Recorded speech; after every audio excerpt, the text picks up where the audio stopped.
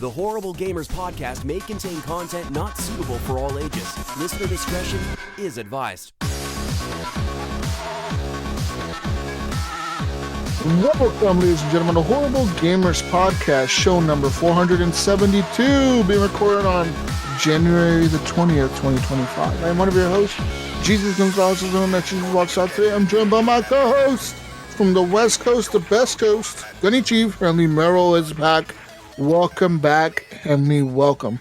Hey guys, how's it going? I'm ready to talk about some gaming stuff. That's right. And from little big Ohio, we found him. We found him, people. It took us a while. I mean, we had to send search and rescue and all kinds of shit to find this guy. But we got him. We found him. Fucking found him. Finally found him. Mayo, Steve Willier is back. Welcome back, Steve. Welcome. Yeah, I'm back. Yes. Hey. All this snow Welcome here kind of back! melted, so like I can, like dig myself out. The Camaro's not stuck in the snow anymore. We're good to go. Now it's just freezing I cold here. know.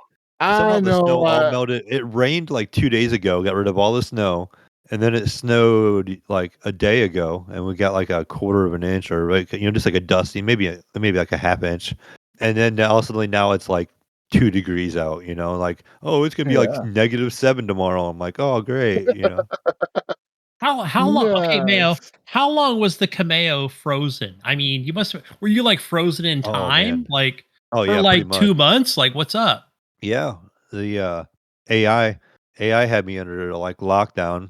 Between that and Gibbs lockdown, this two-factor authentication lockdown over there had me kept away. I couldn't get out of it. So Trying to technically, crack the you're code. still you're only 35. Like you've lost like a couple Oh yeah, years. for Like you're sure. still young. Yeah, I know. You like Gunny. You had a birthday the other day. I just quit having birthdays while I was gone. So yeah, you didn't have a birthday, right? Like No. yeah, nice man. Way to keep your youth. Yeah, Jesus will learn how to do that someday.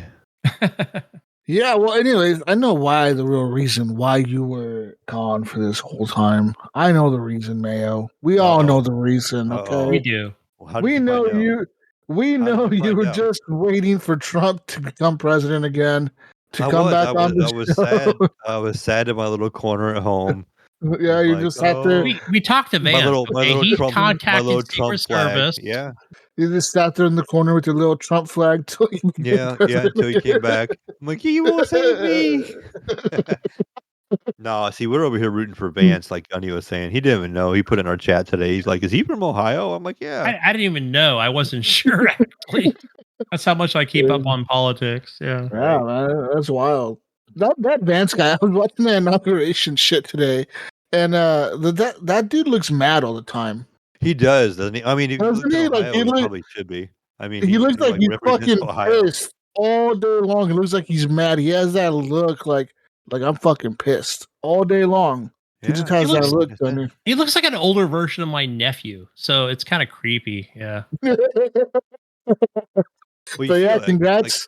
all the jokes, like on Saturday Night Live, where they show like his picture, and it's like a Is black it and all white he's all silhouette. mad? Yeah, he's just a silhouette. Like they don't do a picture Yeah. of him, Yeah. and they're He always just like when looks like mad. He looks during the mad all the time. I was campaign. watching it today. The inauguration stuff. And the whole time he looked mad, dude, from like the beginning, from like when he was first on camera showing up to like the White House or whatever. He just looked mad. He looked mad the whole time. I'm like, God damn, this dude just looks mad all the time.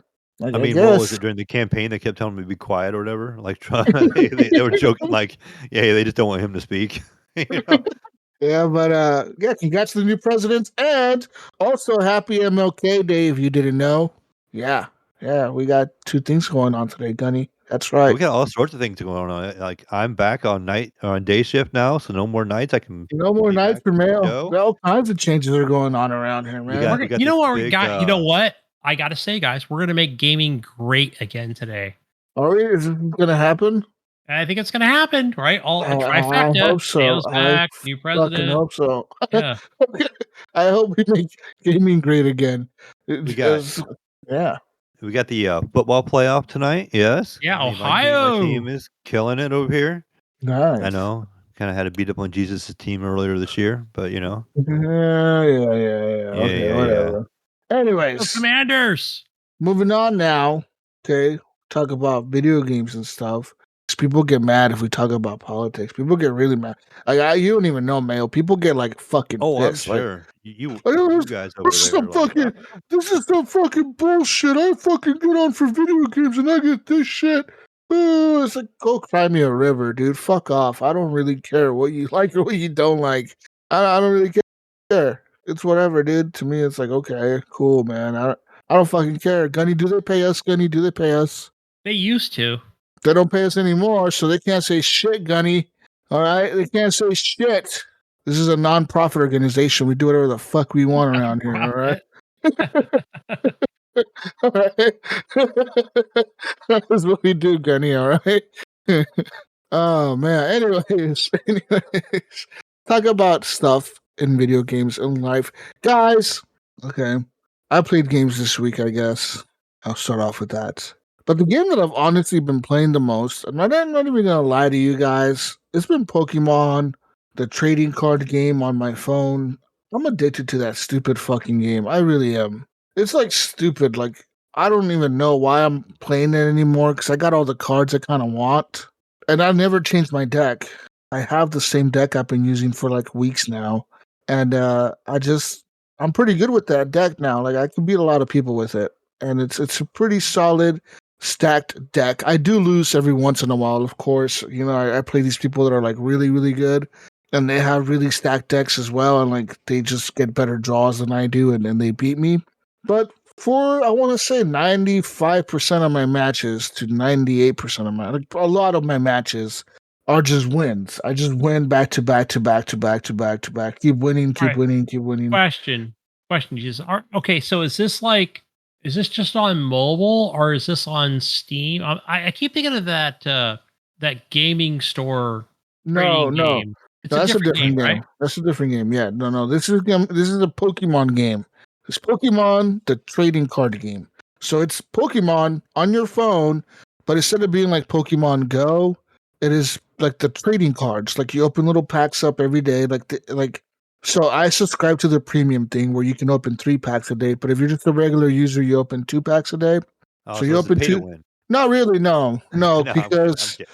the draws are random right on the pack. So like whatever you get on the pack, you get. So you open the packs up twice a day, or every 12 hours. You can open up 2 packs because the stamina resets like a timer.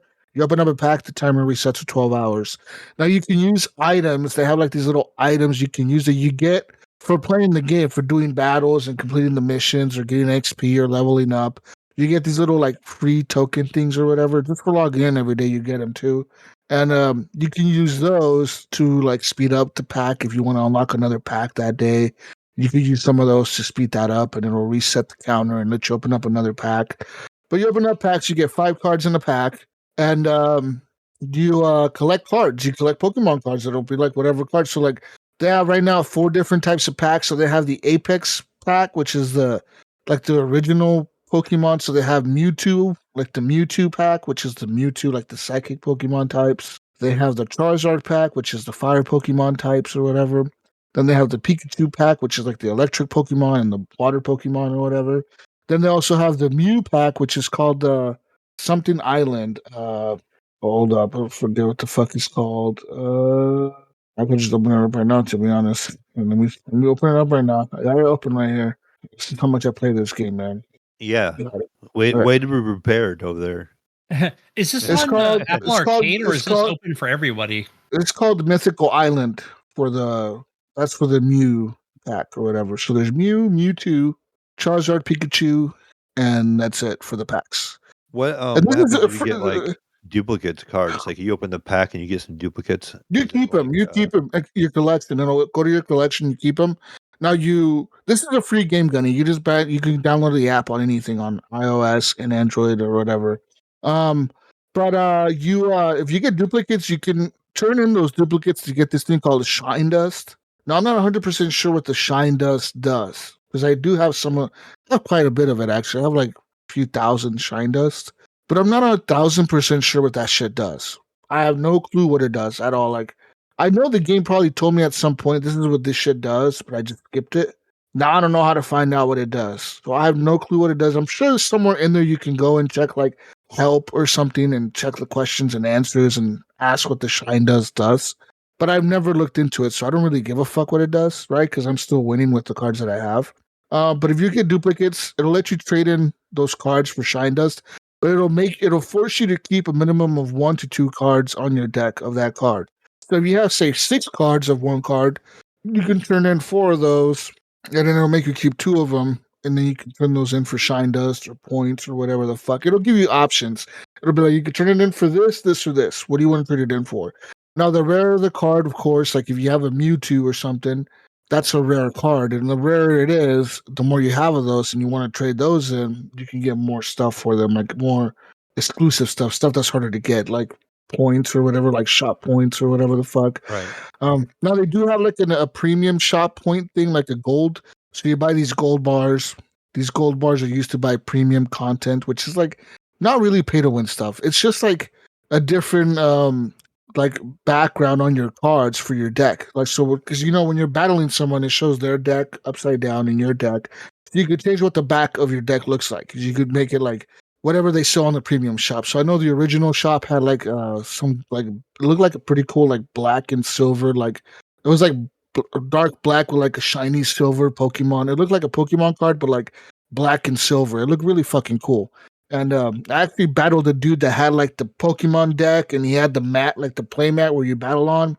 He had that too, and he had the coin where because you flip a coin, heads or tails. Like who's gonna start the match, heads or tails? You flip a coin. And some Pokemon require a coin. Like it'll say, this Pokemon, if you flip heads, it'll do 50 more damage. If you flip tails, it does nothing. Or this Pokemon flips 2 coins. For every coin that it flips, it does 40 damage or something like that.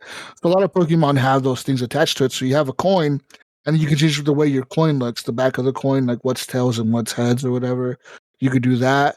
And I battled this dude one time, and he had all that shit. He had all the premium shit. I'm like, oh, this guy's a fucking whale. This guy knows his shit. But I still beat him. So yeah, my deck is pretty good, man. I have 2 Mewtwo's on my deck, which are pretty cool. They're both rare Mewtwo's. I actually have 3 Mewtwo's in my collection in total. I have 2 Mews. I have 1 Mew in my deck. And then I have this Pokemon that does like it like lets you use some more psychic orbs so you can use like an extra orb of energy to attack each round or whatever that you do each turn. And I have certain other fucking cards in my deck, like cards that help me draw extra cards. Each, like, if I put this card down, you can draw 2 more cards down or whatever. So you can evolve Pokemon as you're playing them. It's a pretty fucking cool game, dude. It's pretty in depth. It's just like Pokemon when you were a kid, but I guess when I was a kid, you guys were probably old back then still, right? Yeah, whatever. Yeah. Gunny was like in his 40s back then, I think. Yeah. Gunny was Mayo's age. But you're muted, Gunny. But yeah, it's Pokemon, dude. It's fucking cool, man, and I love it. It's so much fun. Now I don't feel like Game Boy Color back then. yeah, the Game Boy was cool as fuck, dude. Yeah, so that was cool the shit. Pokemon. But yeah, no, I used to play the cards too when I was a kid. I used to collect a lot of the cards, and I had a bunch of them. I used to keep them in my binder, like all like sleeved up and shit in a binder. And I used to only battle my not really good cards. You know what I mean? So I actually used to battle people, but like I wouldn't use like my really nice ones. like all the holographics ones that I had or whatever, the Japanese version ones or whatever, like all the fancy ones. I would keep them all in the sleeves. Now I don't even have them. I don't even know what happened to them, Mayo. Those cards could be worth like $100,000, and I don't even know where the fuck they're at. For sure. They could So be. I wonder I wonder like how much are those cards worth from like the 90s, like that people have collected. Like the OG ones. Like, I always 24. I always think to 2025. myself, right? Yeah, like I always think to myself that, like, man, wonder what those cards would be worth now. Because I had like when I was I had some really cool fucking cards. Like I said, I had some Japanese cards that had like the Japanese writing on them or whatever, like from Japan. I don't know how the fuck I got those, but I got them. I think I went to a store and this guy had Japanese Pokemon cards, like trading cards, like packs or whatever. So I think I just bought those instead of the regular ones. I was like, oh, I want those instead, even though I don't know what the fuck the card said on it. I just still wanted it, and I got some cool cards out of it, like some holographics and shit.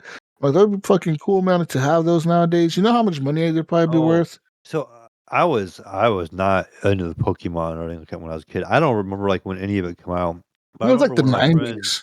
Yeah, so one of my childhood friends, like him and I have kids around the same age, and we'll go visit every once in a while.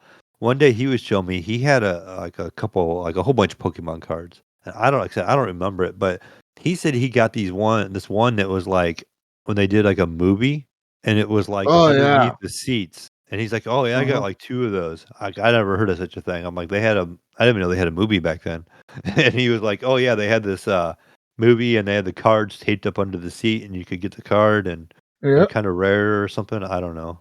So back then they had the movie called Pokemon 2000, which was like the OG original first, like it was the first Pokemon movie, right? That ever came out, Right.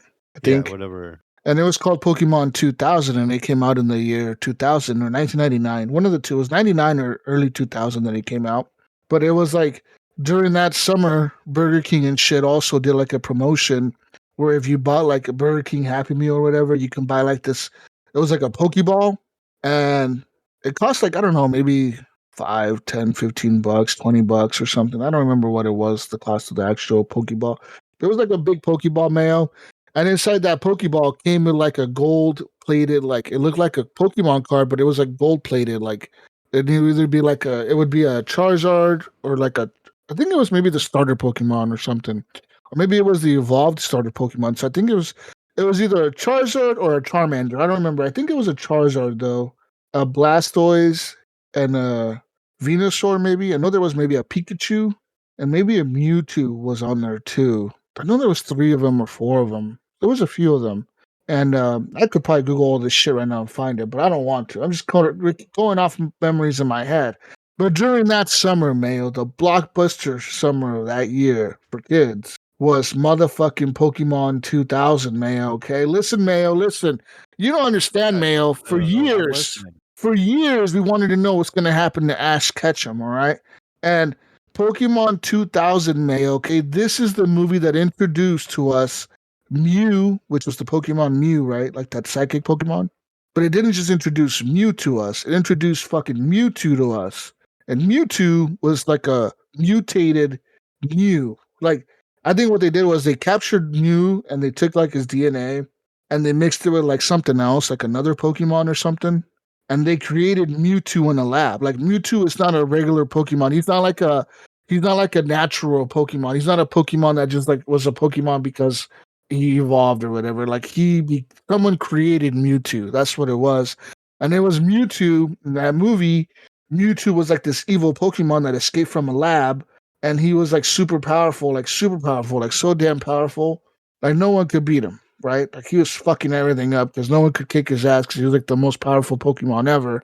And then somehow Ash beat him. I don't know how Ash beat him. Okay, so Ash, of course, He'd have been saved the its own day. game. He saved the day, of course. I don't know.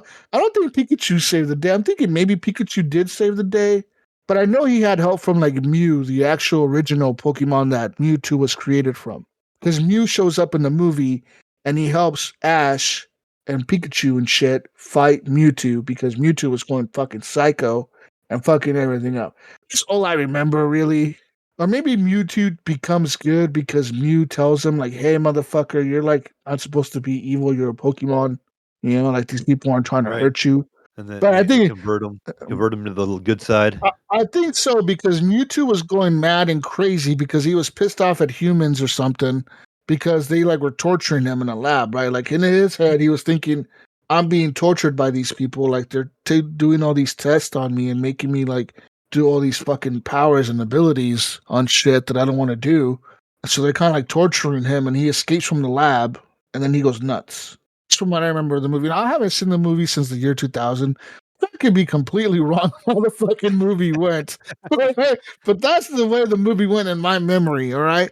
So All right. fuck you This guys. is the Jesus version. If This we is want a to hear Jesus the Jesus version. version. I don't want to hear no fucking Evan Tanaka coming up in this bitch telling me I'm completely wrong about how the movie went.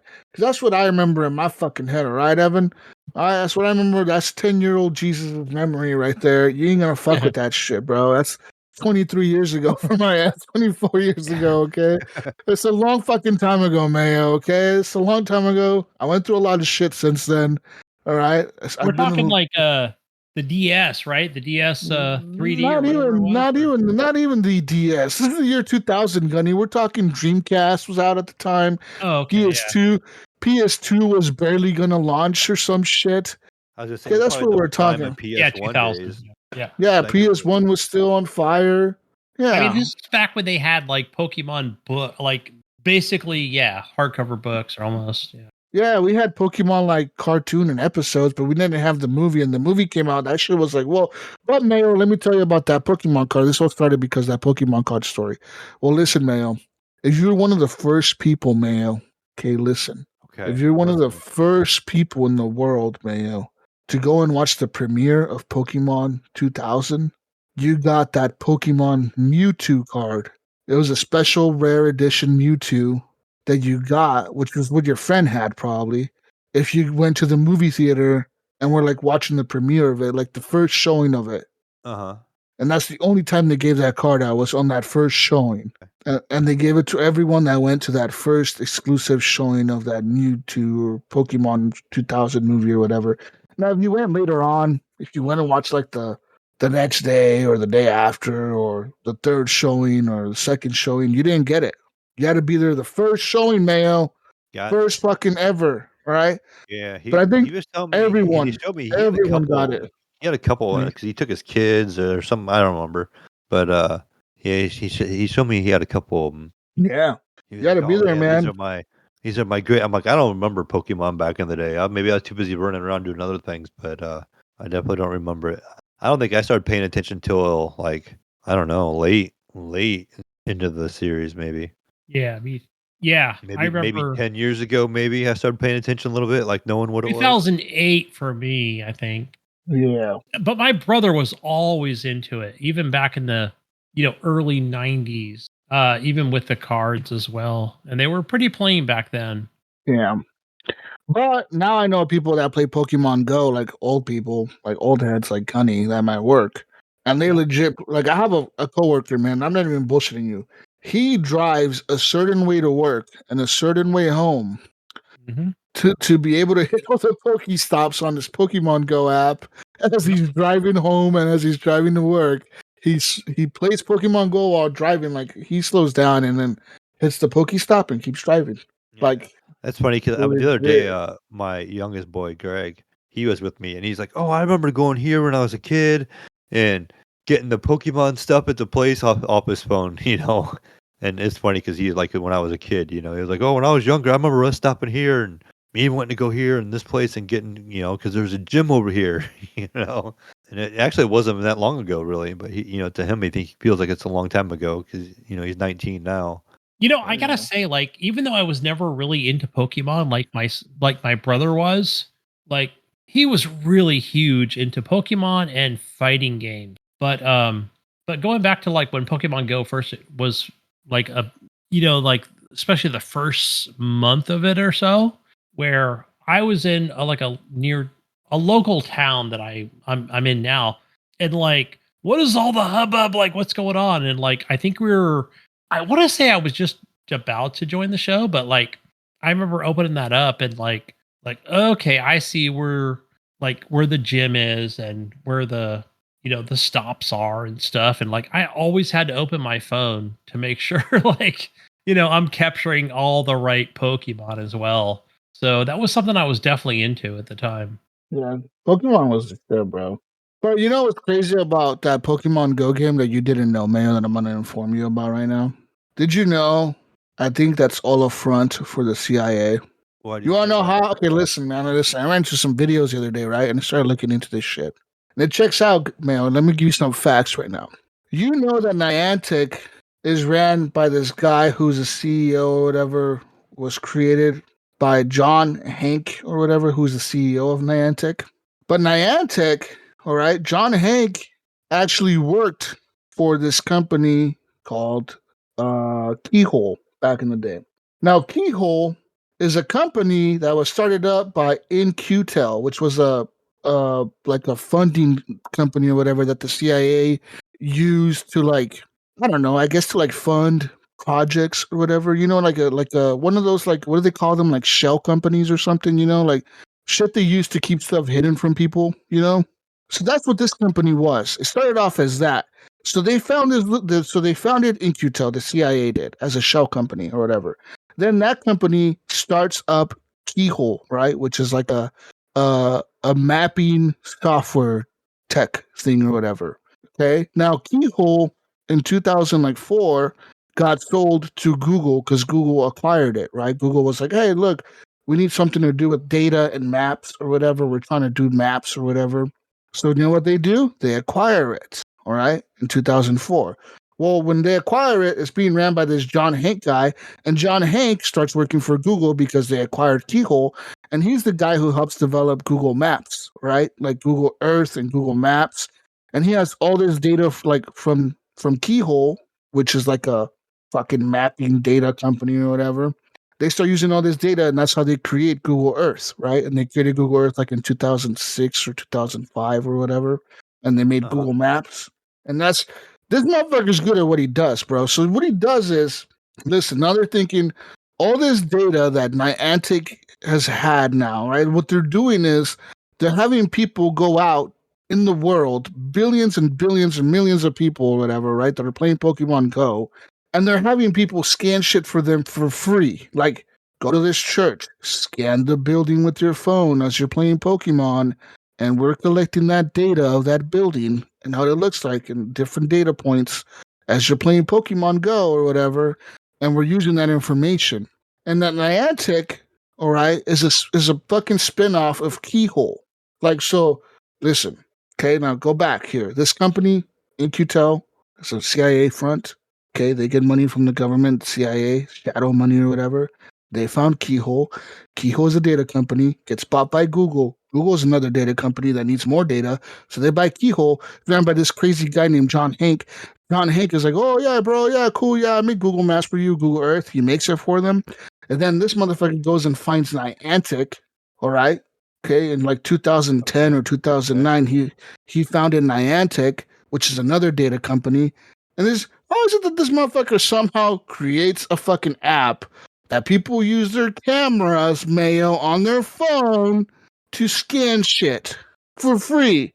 They don't gotta pay spies or no one. They don't gotta pay Google for data, no one. They just have people do it for free, and they get all this info, dude. Now they have all these data points, and now they're saying Niantic can sell all this data to whoever they want, whoever wants to buy it.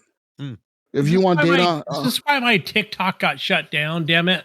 Listen, man, the government's trying to keep you safe, but all along, Pokemon Go is selling all the data that they're getting. They talk about how TikTok is unsafe. I think Pokemon Go is unsafe. Think about all the data Pokemon Go can have now. They have people's houses information. They have the data points on your house when you were scanning. Oh, you're showing your little cute Charmander in AR in your bedroom. Well, guess what? All that information went to Niantic. They kept all that data. And Niantic says, yeah, dude, we have all this data. Yeah, we're cool. So it's fucking crazy that Niantic has all this data. And yeah. So who are they going to sell it to, Mayo? Crazy shit right there. Like, who are they going to sell it to, Mayo? China, of course. China, exactly. Fucking China. And then buying all my farmland. I can't even plant a fucking potato in my backyard. Thanks to China. Yeah. Yeah. And you know who said that Pokemon Go was a CIA front or like a spy thing? Russia. Not even kidding. President Putin, when fucking Pokemon Go came out, he was like, yo, we got to get rid of this shit. This shit is a spy thing. The U.S. is using this shit to spy on us and everyone else. And then everyone was like, oh, you're fucking psycho, bro. You're being paranoid as fuck. And President Putin was like, no, motherfuckers. I'm telling you, I'm ex-KGB. I'm what the CIA is, but for Russia, and I know what this shit is. And I think he followed the money. He followed where it all came from and who this John Hank guy was. He's like, this motherfucker's a CIA agent or something. Like, these motherfuckers are CIA. And then he told everyone, this is the front by the U.S. government and shit to have everyone's data because guess what? You pay people nothing. You give them Pokemon to go scan buildings and shit, government buildings, public areas, areas with large gatherings. They scan everything. They scan the buildings around them. They scan the structure, the weak points, the data, the entrances, the exits. They know everything about a building because they have the information from all the people that play Pokemon Go. You know what I mean?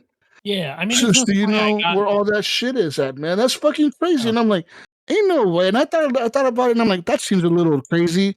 But when you look back at it, Keyhole originally was, yes, founded by like a shell company of the CIA.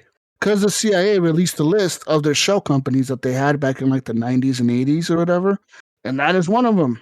yeah, And I you're was like, watching what the something. fuck?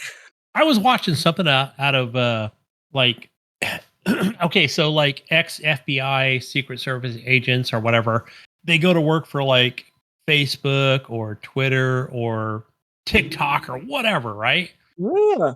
Like they have this experience or whatever in like Because they do, bro. cybersecurity. They got experience in like spying on motherfuckers and knowing how to use it to spy Yeah. on people. I think I was like, that's something that okay, now I'm not a conspiracy theorist, but that was something that where I was like, huh? Like, wait a minute, like, what do you mean? Like these people Yeah. actually go to work with like that experience? Like, okay, that seems kind of odd. Yes. It's just like how military people that leave the military after for so long, they go and work for a private military contracting company. Yeah, Yeah. it's the same shit, bro. They Okay, have that my experience and they go there.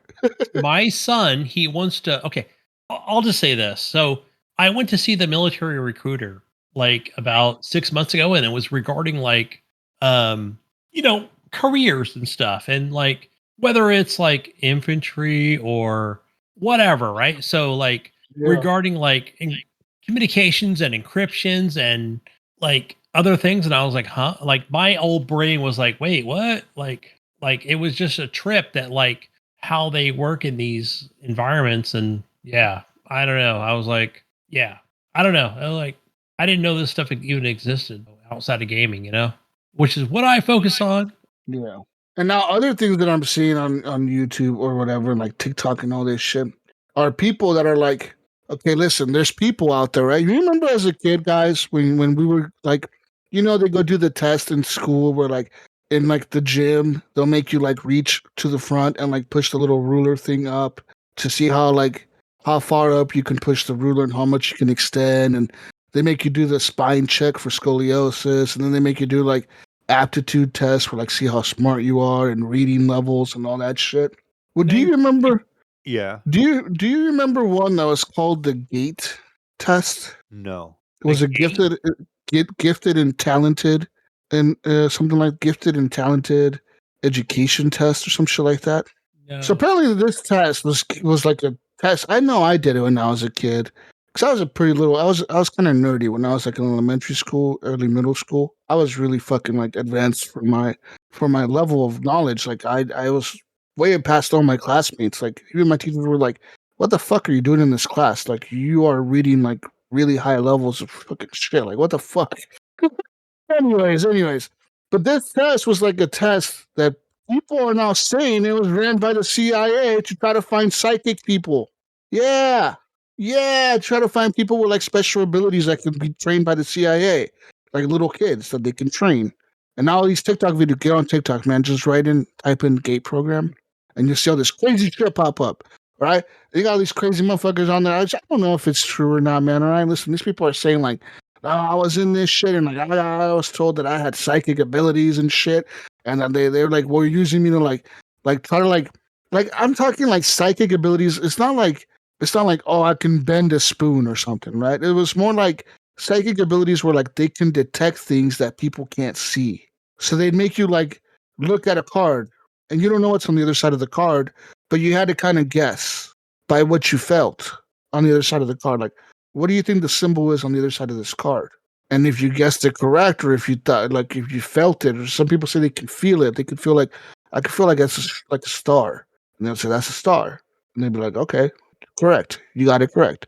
Try the next one. What is this symbol? And then they could say they could feel energies and shit from like machines and things like they could feel energies from other things that are around them. And that's how they're psychic. They're not really like, people are saying, like, we're not psychic. Like, we can't read minds, but we can tell you where like something is if somebody's in a room and you didn't think no one was in that room. We can tell you that somebody's in that room hiding, and we know that they're there. Like we can feel it. We can sense that somebody's energy is right there. And they were oftentimes they were correct. Now these people are saying they thought they were being like brainwashed by the CIA as little kids because they got put into this program when they were found out they had these abilities, and they were like being taught like crazy shit by the CIA. They were being taught like how to decode stuff, like in Morse code or whatever. And they were also being taught Russian and other languages, like other foreign languages, like random languages. Why, Gunny? Why, Mayo? Why? Why? I don't know. Conspiracy, Mayo. Listen, Mayo, you also know the other day, right? I don't know when this happened, but a while back, this family, right, lived in Argentina, Mayo, right? This cute family. Husband, wife, Gunny, two little girls. Little girls were like 8 and 10 or 8 and 12 or something, 8 and 10, right? Lived in Argentina, lived a nice life. All of a sudden, Mayo and Gunny, they moved to Slovakia or some shit, right? Now they moved to this random country from Argentina, and people, like all their neighbors, are like, we thought these people were like normal, like they were pretty basic and normal, like they look like normal ass people. Like they told everyone, oh, we moved away from Argentina because of all the crime and all the cartel shit and all the kidnappings and the murders and the crime rate was going up, so they moved to Argentina, right? Well, guess what happened when they moved to Slovakia from Argentina, and they fucking Slovakian fucking SWAT team and military and police fucking raided their house like a few years later. Come to find out, Mayo and Gunny, these parents were charged with being spies for the Russians because they got tipped off by another like international spy database fucking intelligence center or something, tipped them off, and they looked into it. And sure enough, these people were Russian spies that lived in Argentina, spoke Spanish. They never spoke Russian. Their daughters never learned Russian. Their daughters only knew Spanish. And they got deported. And I think Russia did like some kind of trade with Slovakia. They did some trade where like they paid them money or released prisoners or something. And they traded prisoners or some shit.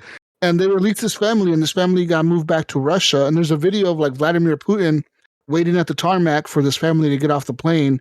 And he hugs the little girls and shakes the guy's hand and hugs the wife. And he's like, welcome home.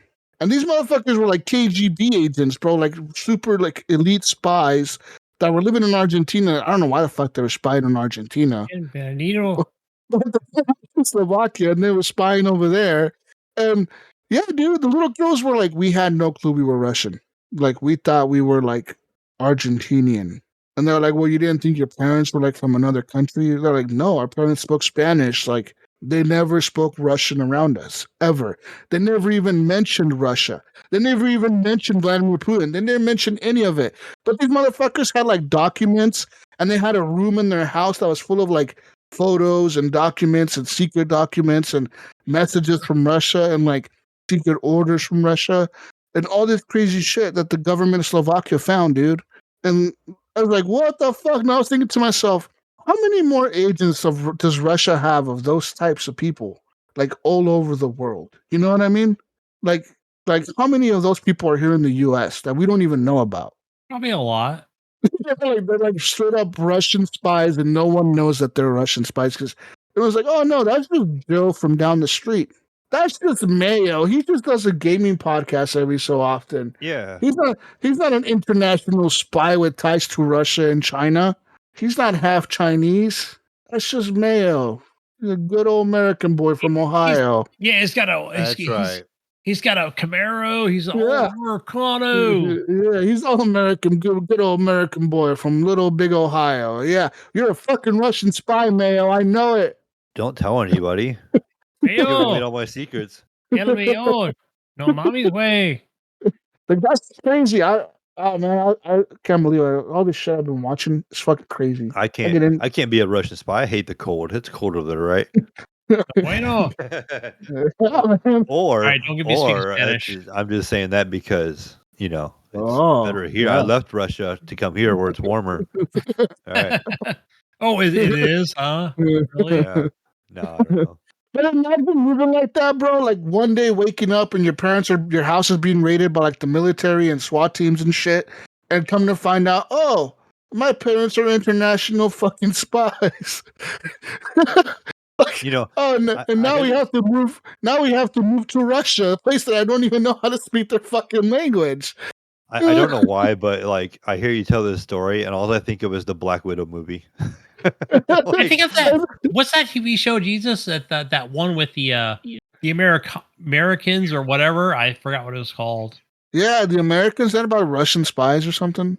Yeah, it was kind of very mysterious, wasn't it? Yeah, I don't know. I never watched it, but I'm pretty sure it's about sleeper agents or some shit. No. Yeah, sleeper agents. That's what it was. Well, that's what they said these people were. They said these guys were sleeper agents, but I don't know if they were really sleeper agents. They were like legit agents. Pretty I much. just, Those two were agents, but they were American, obviously, but real life. But like, yeah.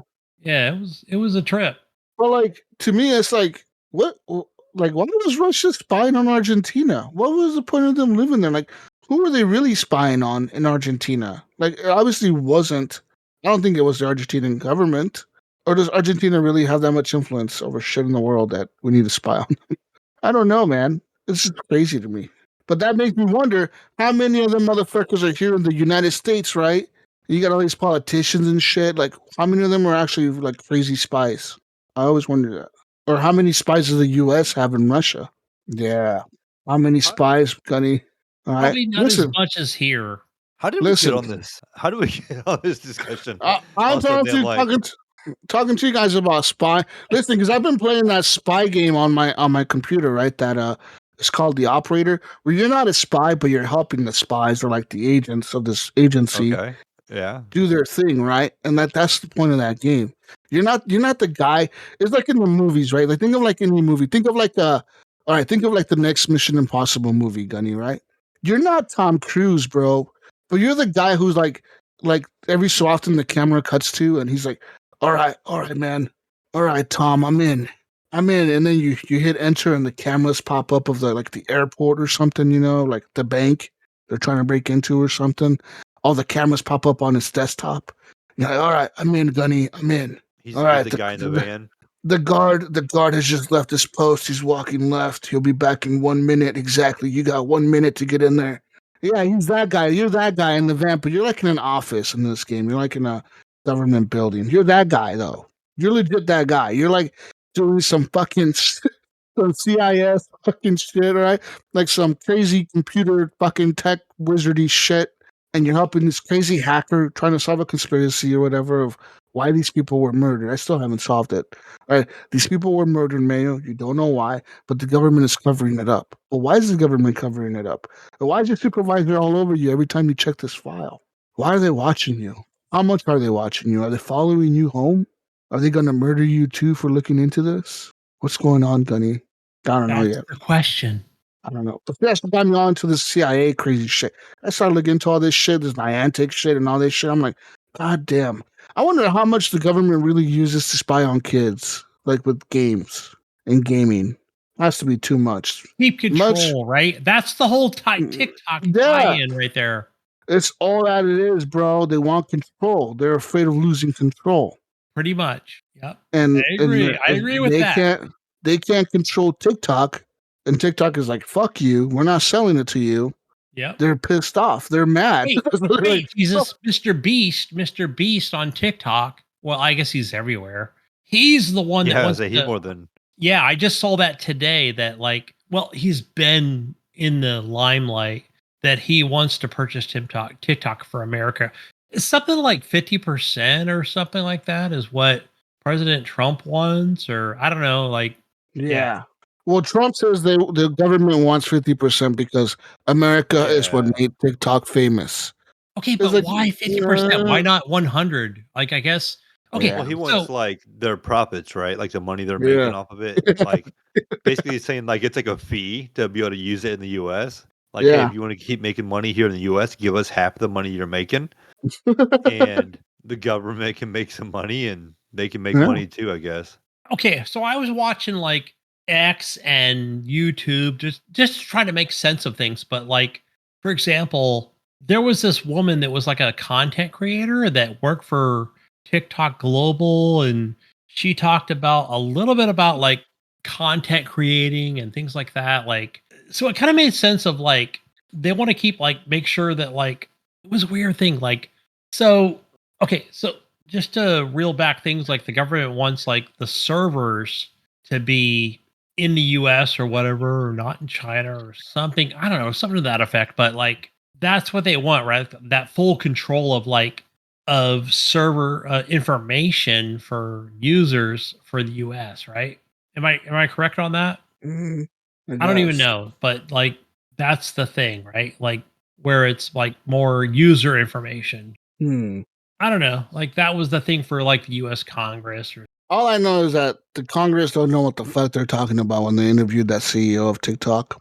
Oh, that was That that was was brutal, some bro. like video cinema right there. Those They're, questions. they're, they're asking him about like fucking Does it like access your connect. brain waves? Does it know what you're thinking or Yeah, whatever? They said. does it scan my face? And the guy's like, well, if we put a filter on you, yes, we need to know where your face is. But why does it need to scan my eyes? And the guy's like, well, say you want a filter with like glasses, and we want to put a filter of glasses on your face.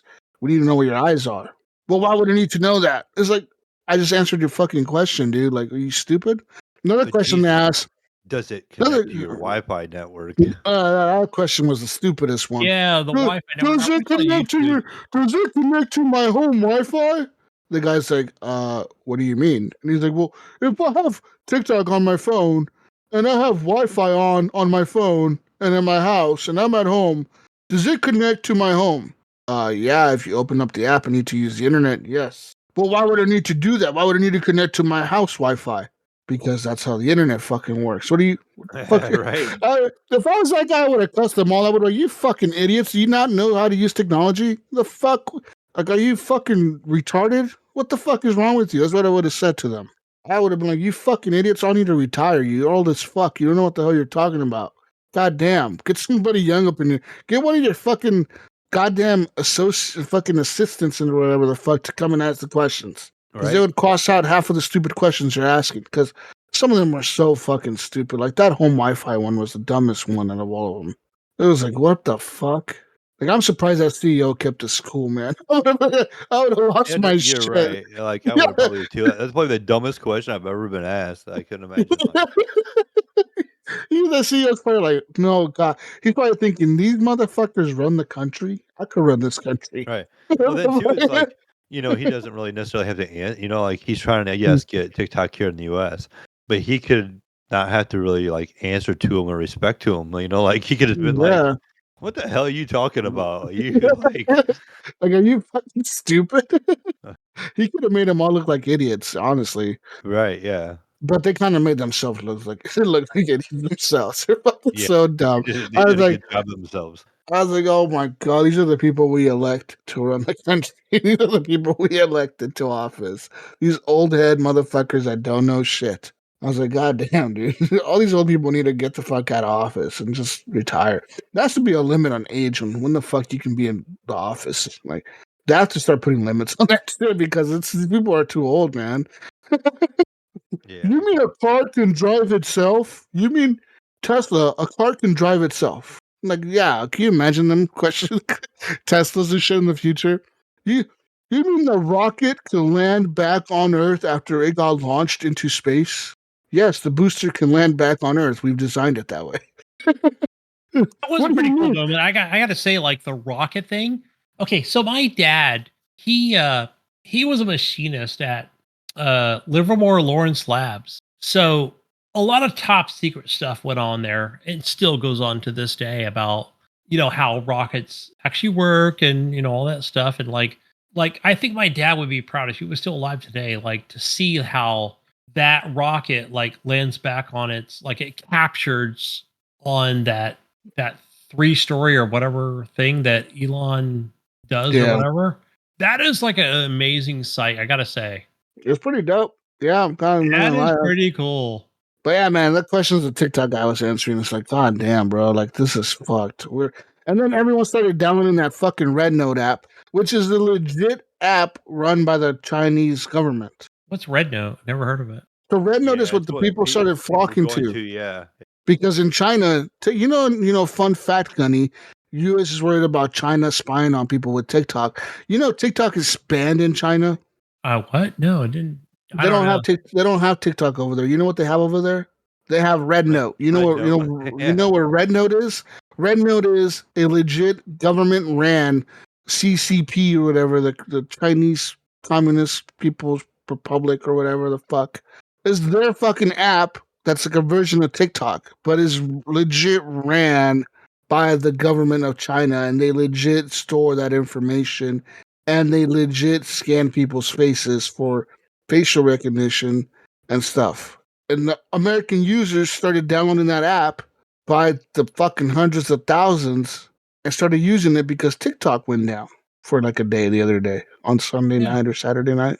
Yeah. Something like 8 hours or 12 hours. Yeah. So people started freaking the fuck out, right? People that were like content creators on TikTok and shit that were like, oh my God. They were freaking the fuck out. How are they going to pay their rent next month? Right? They're freaking the fuck Yeah. out, right? They're thinking they're going to be homeless or some shit. That motherfuckers went and downloaded Red Note and started using it. And they found all these Chinese users on Red Note, like legit people that live in China, like Chinese people. And the Chinese people were like, who the fuck are all these Americans coming on here? Like, what the fuck are you guys doing? And then the Chinese people started teaching the Americans Mandarin, like how to speak Mandarin in Chinese. So you had all these people walking around talking Chinese and shit. Like they were trying to teach Americans how to speak Chinese. The fuck? It's like it's like the equivalent of your finding out your kid smokes weed, Gunny, and you want your kid to stop smoking weed, so you punish him, and then your kid turns around and starts doing heroin. You know what I mean? Yeah.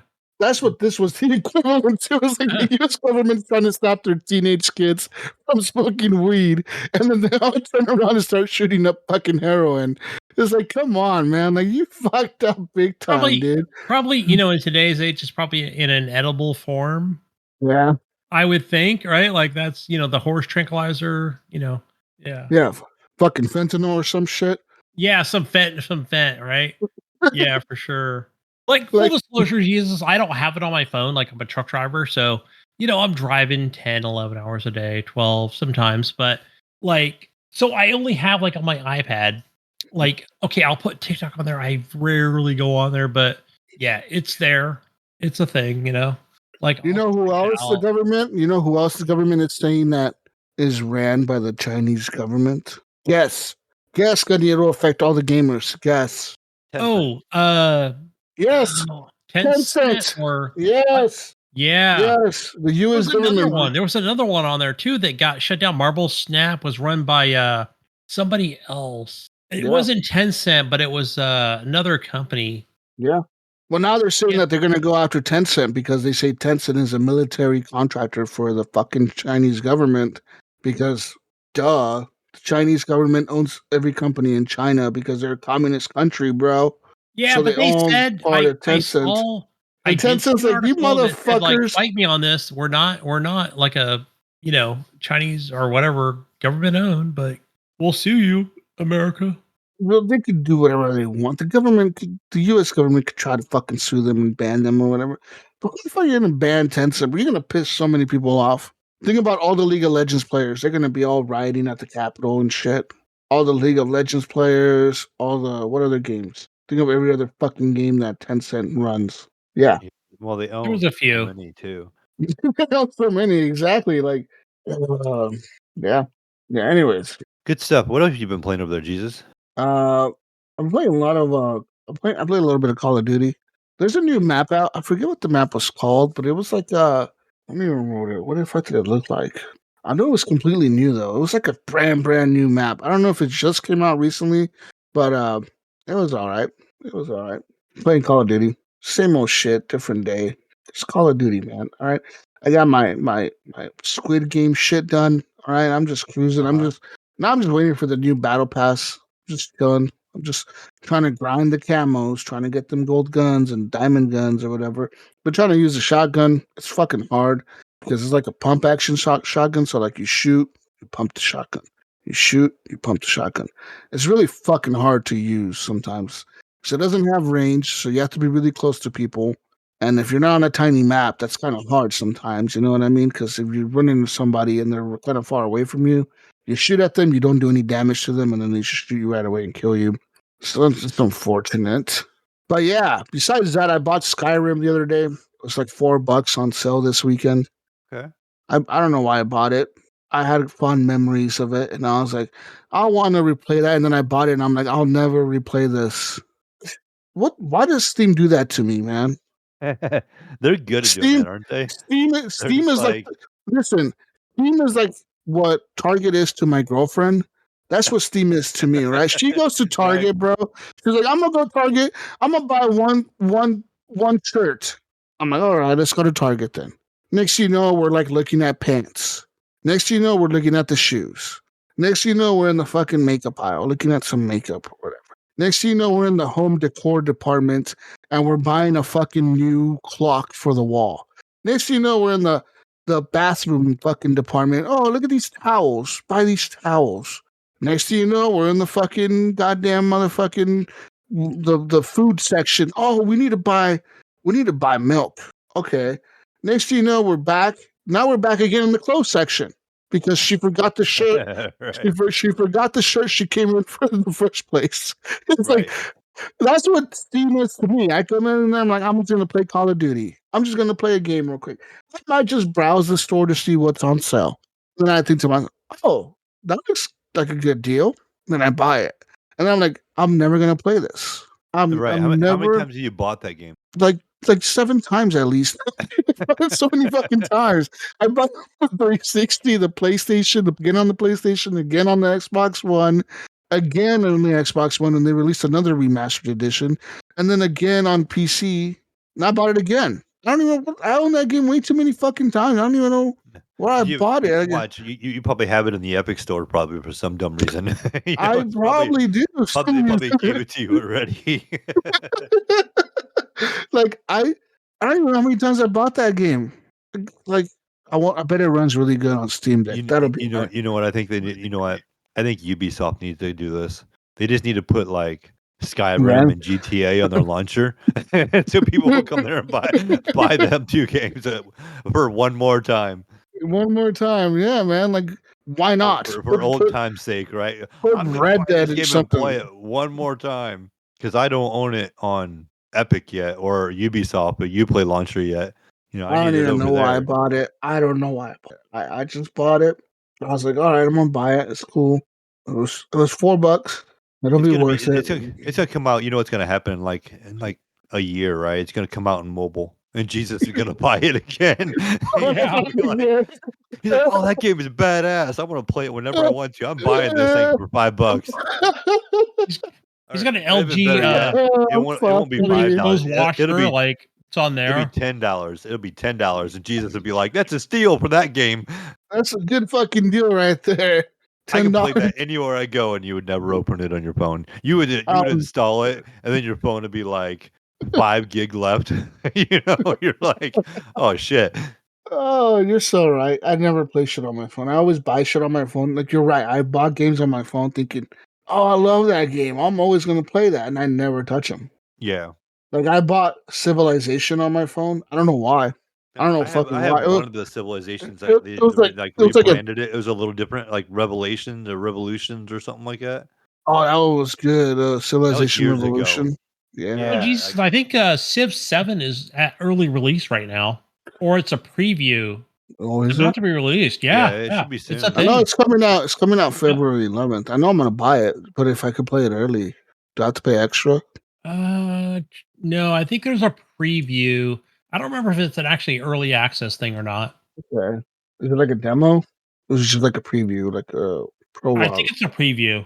You remember, Mayo? I watched it Yeah, on I'm IGN. not sure. I remember him showing it, but I just kind of lost interest after the last one. I want to play this one for sure, bro. It's fucking Civ. I'm gonna play it, man. I'm It gonna fucking is, play it. but Like like I didn't you're gonna enjoy the play it last too, one as man. much. Yeah, Well, I no, like maybe they went back to 5 a their lot. roots, man. Maybe they went I back hope to their so. roots, man.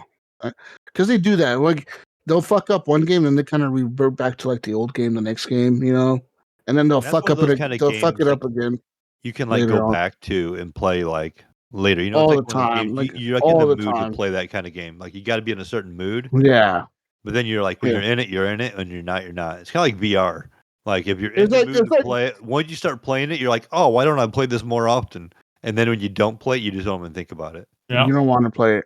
Well, it's like with me with City Skylines, for example, another game that I played this week. So I went back to City Skylines 2, and I restarted a new city, and I have a mod on there where the problem I had with my previous city was it became so big, right? But I couldn't keep like my income was even though I had like $900 million or something in my account or whatever in the game. I went from 900 million to like 600 million quickly because I had too many tiles and I couldn't. My city was big and it was expanding, but it wasn't growing again. I couldn't get it to grow more. Like it kind of came to a point where like it reached like 100,000 people and it was like kind of like stagnant. It wouldn't go up or down really. Like I would lose people, then I would gain people, but it would always be like at 100,000, and I couldn't hire people with jobs and people weren't coming into the city. I had to like increase education, build all these universities and shit.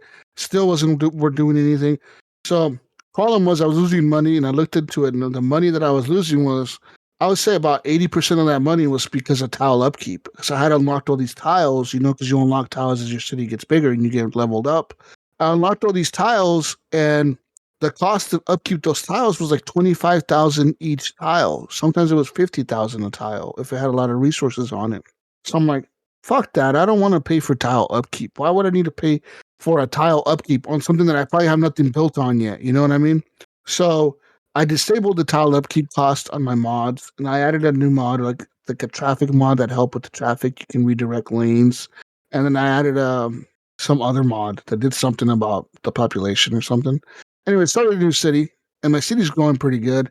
Issues I'm having now is once again I have my city all fucked up, Gunny. It's like I have like tunnels and shit everywhere, and like fucking overpasses and like weird bridges and shit everywhere because traffic sucks in my city. It's like the worst traffic jams in the world, dude. Like traffic will be stuck for like 10 hours in like one spot. I'm like, how do I get rid of this? How do I like bypass this jam? And do I make the highway bigger? I tried that, didn't work. And then I try to make it to where people can't make a left turn here. So what do people do? They drive down the road a little bit more, and then they make an illegal U-turn in the middle of a fucking like bridge. I'm like, so you're making a U-turn on a bridge to make a left there because I didn't make you make a left, and now you're causing a traffic jam that's impossible to fix, and it pisses me off, and I don't know what to do anymore. I'm getting frustrated with these people, man. All right. Yeah, it's tough. I know that I haven't played this game in a while. Yeah. Like I'm more of a City Skylines 1 player, even though I've got the new PC. I haven't played City Skylines 2 in quite some time. Yeah. But I think that's the thing, right? Where in City Skylines 1 and 2, like they want you to kind of like focus on, how to make that traffic even better. It's a weird thing. Like there was a YouTube channel that I used to follow. I forgot the gentleman's name, but he would fix cities with like, traffic and stuff. But Yeah. I don't know. That was something I never really figured out with traffic. Especially as your city got larger. Yeah. Yeah, I've been trying to deal with that. I don't know what the fuck to do, man. It's fucked. Traffic is fucked. I'm gonna have to build a new freeway or something. I don't know. But anyways, I'm playing lots of that, City Skylines. It's cool because my city is growing pretty quickly, and it's kind of nice. I have, like I said, not having that tile upkeep is really helping me out a lot. So I'm actually making money now, where my city's growing, and it's actually like my tax income and all that shit. It's like money's coming in, Gunny. We're flowing in money now. Yeah, we're good Flowing to in, the build all taxes, this. the tax monies is coming in, right? You're taxing the That's hell out of right. them people. Yeah, and I got all the rich people living on the islands. I put all the mansions and stuff on the islands, so all the rich people live there. And I'm like, yeah, the rich people live here on these islands. We're gonna pour all the pories over here next to the industrial zone. Yeah, all the Tory pories go slums. over here. Yeah, you guys get no hospitals, a bunch of police stations, and that's all you get. That's where the prisons are, and yeah, Yeah, that's where the jails are gonna be built and the prisons, and right. yeah, one beat up ass high school we're gonna install there, and that's it. No schools other than that. Yeah, yeah, that's what we're gonna do with the Pories. It's a cool fucking game. I love City Skylines, but I'm gonna keep playing it. Been patched to hell since it came out before, and it runs pretty okay now. I gotta say. Other than that, though, I did play some more of that Norland. I don't know how do you say it. Norland. Norland, yeah. I played a I'm lot of gonna have that. a A guess. lot of it, dude. I love these developers, man. I gotta give it up to I think it's called Iron Horse or something like that, or not War Horse. War Horse is Kingdom Come. I think it's called Iron Horse Studios. And it's being published by Long Jaunt, which is the publisher, but I don't know. I think it's Iron Horse who's making the game. Anyway, shout out to them The developers. publisher is Hooded Horse. Hooded Horse, right? Who's the developer? Long John. So that is the developer. Is Hooded Horse, isn't it? That's the publisher. And developer's Long John. Oh, well, shout out to Long John then. Because, yeah, they're kicking ass. All right. They're kicking ass with this game. They really are, honestly. Like, this is definitely a game they haven't abandoned. Even it's an early access still, they have not abandoned it. And it's quite often, every time I log into it, it's been updated. Like, it's crazy to me. Like, so I logged into it recently this week. I did a new game from the beginning because he said, recommend you start a new story because, like, we did a lot of patches to this since, like, these patches are pretty big. I read a lot on the patch notes. They added Archer Towers. They added new characters in the game, new things that happen, new events, new story, like new enemy types, the way the AI reacts to your military, etc. All that shit's new, kind of. So, starting a new game. Of course, King Jesus was made. The King Jesus lived for quite a while, right? Had a good The run. reign is over. But yeah, eventually King Jesus did die at like 60 something years. He lived a pretty long life, man. Like King Jesus was like 67 years old when he died. That's pretty long in that game. That's a pretty good life, man. All right. Listen, King Jesus lived. Long live the king. New king was crowned. The king that was crowned was King Jesus' son. All right. His son Boroslav. Because all the names he give are like you can rename people in the game. The only people always rename is the beginning. The king is Jesus, and then everyone else has like these random ass names, right? Like Boroslav or something like that. Anyways, Boroslav, yeah. Some Bor- Russian name. Boros Yugoslavian. Boroslav was the fucking son of Jesus, and he became the new king, right? Of my little kind of, it's not an empire yet, but like a kingdom, right? Guys, I have vassals. I have other places I took over. They're paying me income or tribute or whatever. Anyways, my military is pretty big, Gunny. I'm chilling. I'm doing pretty good, and we go on these like expeditions. We start attacking other people, trying to expand our nation, and we do pretty good for ourselves. Right? King Jesus just died. King Jesus had an affair with some other chick she was the wife of his son, and somehow she got pregnant with Jesus' kid. So that's Jesus' son that she had. And then she wanted to kill Boroslav because she hated him for some reason. I don't know why, but that was his wife.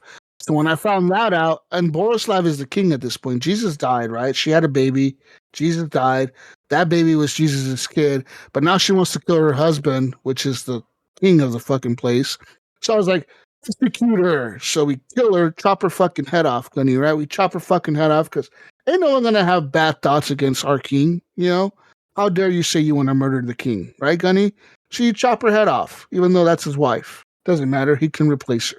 We chop her head off. Boroslav is living a good life, right? We're doing good things. We're making good money. Income is coming in, flowing, and everything's good. And then Jesus' brother, Rodoslav, right? He went to attack some other nation and came back. We went to like a huge battle with the big, like another like kingdom or whatever. They were like pretty strong, so we fucked them up.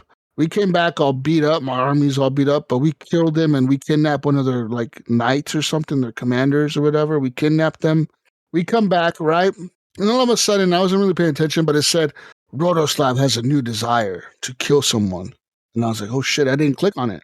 Well, come to find out, Gunny, Rodoslav was the heir to the throne because, of course, Jesus' son is not old enough yet to become the heir to the throne.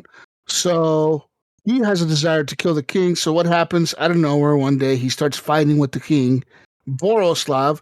All right. So they start fighting, and this fucker killed the king in the middle of the day. He just killed them because the king had he had like some combat experience, but Rodoslav was like the general of my army, bro. Like I would send him on every battle. So this motherfucker was like like a motherfucking seasoned warrior, bro. Like he knew his shit with the sword. You know what I mean? Yeah. So when he starts attacking the king, it's weird. The game is weird because like your guard, like you have guards and shit to patrol. But like if one lord starts attacking another lord, the guards never intervene, which is a weird mechanic in the game, right? Like I feel like they should add maybe like the king's guard or something, right? Like somebody that protects the king at all times or something. Because they have these guards that walk around and they protect the people and they protect you from like peasants and like cutthroats or whatever that try to attack the lords. But they never like intervene when it's two lords fighting. They just let them fight it out and duke it out, and whoever dies dies, or whoever when they stop or whatever. You know, it's kind of weird to me, right? So pretty much, right? The fight happens. Gunny, of course, Rodoslav fucking destroys Borislav in the fight, kills him right in the middle of the street, in front of the in front of the castle, town hall, or whatever, right? Fucking beats him up, Gunny, fucks him up, and he's like, "I'm the new king, motherfucker." And he does, right? He becomes a new king because he's the heir to the throne. Rightfully so. He is the one that had the heir title. So he becomes a new king. Rodoslav is chilling. He's all happy now because he's the king. And he is originally, remember, he's originally Jesus' brother, right? He was the Jesus' brother that somehow outlived Jesus, even though he was older than Jesus. He outlived him or something, but he's really old at this point. He's like 60 something. He killed Borislav, which was like 40 something. Now I'm like, oh fuck. Now what's gonna happen, Gunny? But listen, Gunny, now I'm waiting. This is what's gonna happen, Gunny. So there's Rodoslav, he's the king, right? He named his son. I forget his son's name. It was another weird fucking name. Like like it was a weird, I can't even pronounce it. It was fucking weird as fuck. Anyways, he named his son the heir to the throne. But you know what I'm gonna do, Gunny? I'm gonna wait for Jesus' son that he had with that illegitimate affair that he had with this kid's wife. That bastard. The bastard son, when he becomes old enough, I'm going to name him heir to the throne, and I'm going to have the king pass the crown to him, and then I'm going to have him execute everyone on Rodoslav's side. So yeah, we're still in the bloodline, Gunny. We're bringing it back. Make my kingdom great again. Make my kingdom great again. That's what people want. All right? That's what people want. The Jesus bloodline lives on. Because he's the male, so he carries the Jesus bloodline. Even though he's a bastard, he was out of wedlock or whatever the fuck, right? But still, like he carries the Jesus bloodline, right? But one thing we cannot have done in my kingdom is the dirty people from the other cultures. Because there's like 5 different cultures in the game. There's the Varn, the Maka people, the Tanaya people, and like a few other ones. All right, listen. The Maka people hate us. The Tanaya people really hate us. The Kaden people really, really hate us. We're the Varn people. So my kings have always been Varn motherfuckers. Like Jesus was a Varn, his son was a Varn, his brother is a Varn, his brother's son is not a Varn. He's a fucking Tanaya or something like that. And we can't have that, Gunny. Can't fucking have that as a king in our kingdom, right?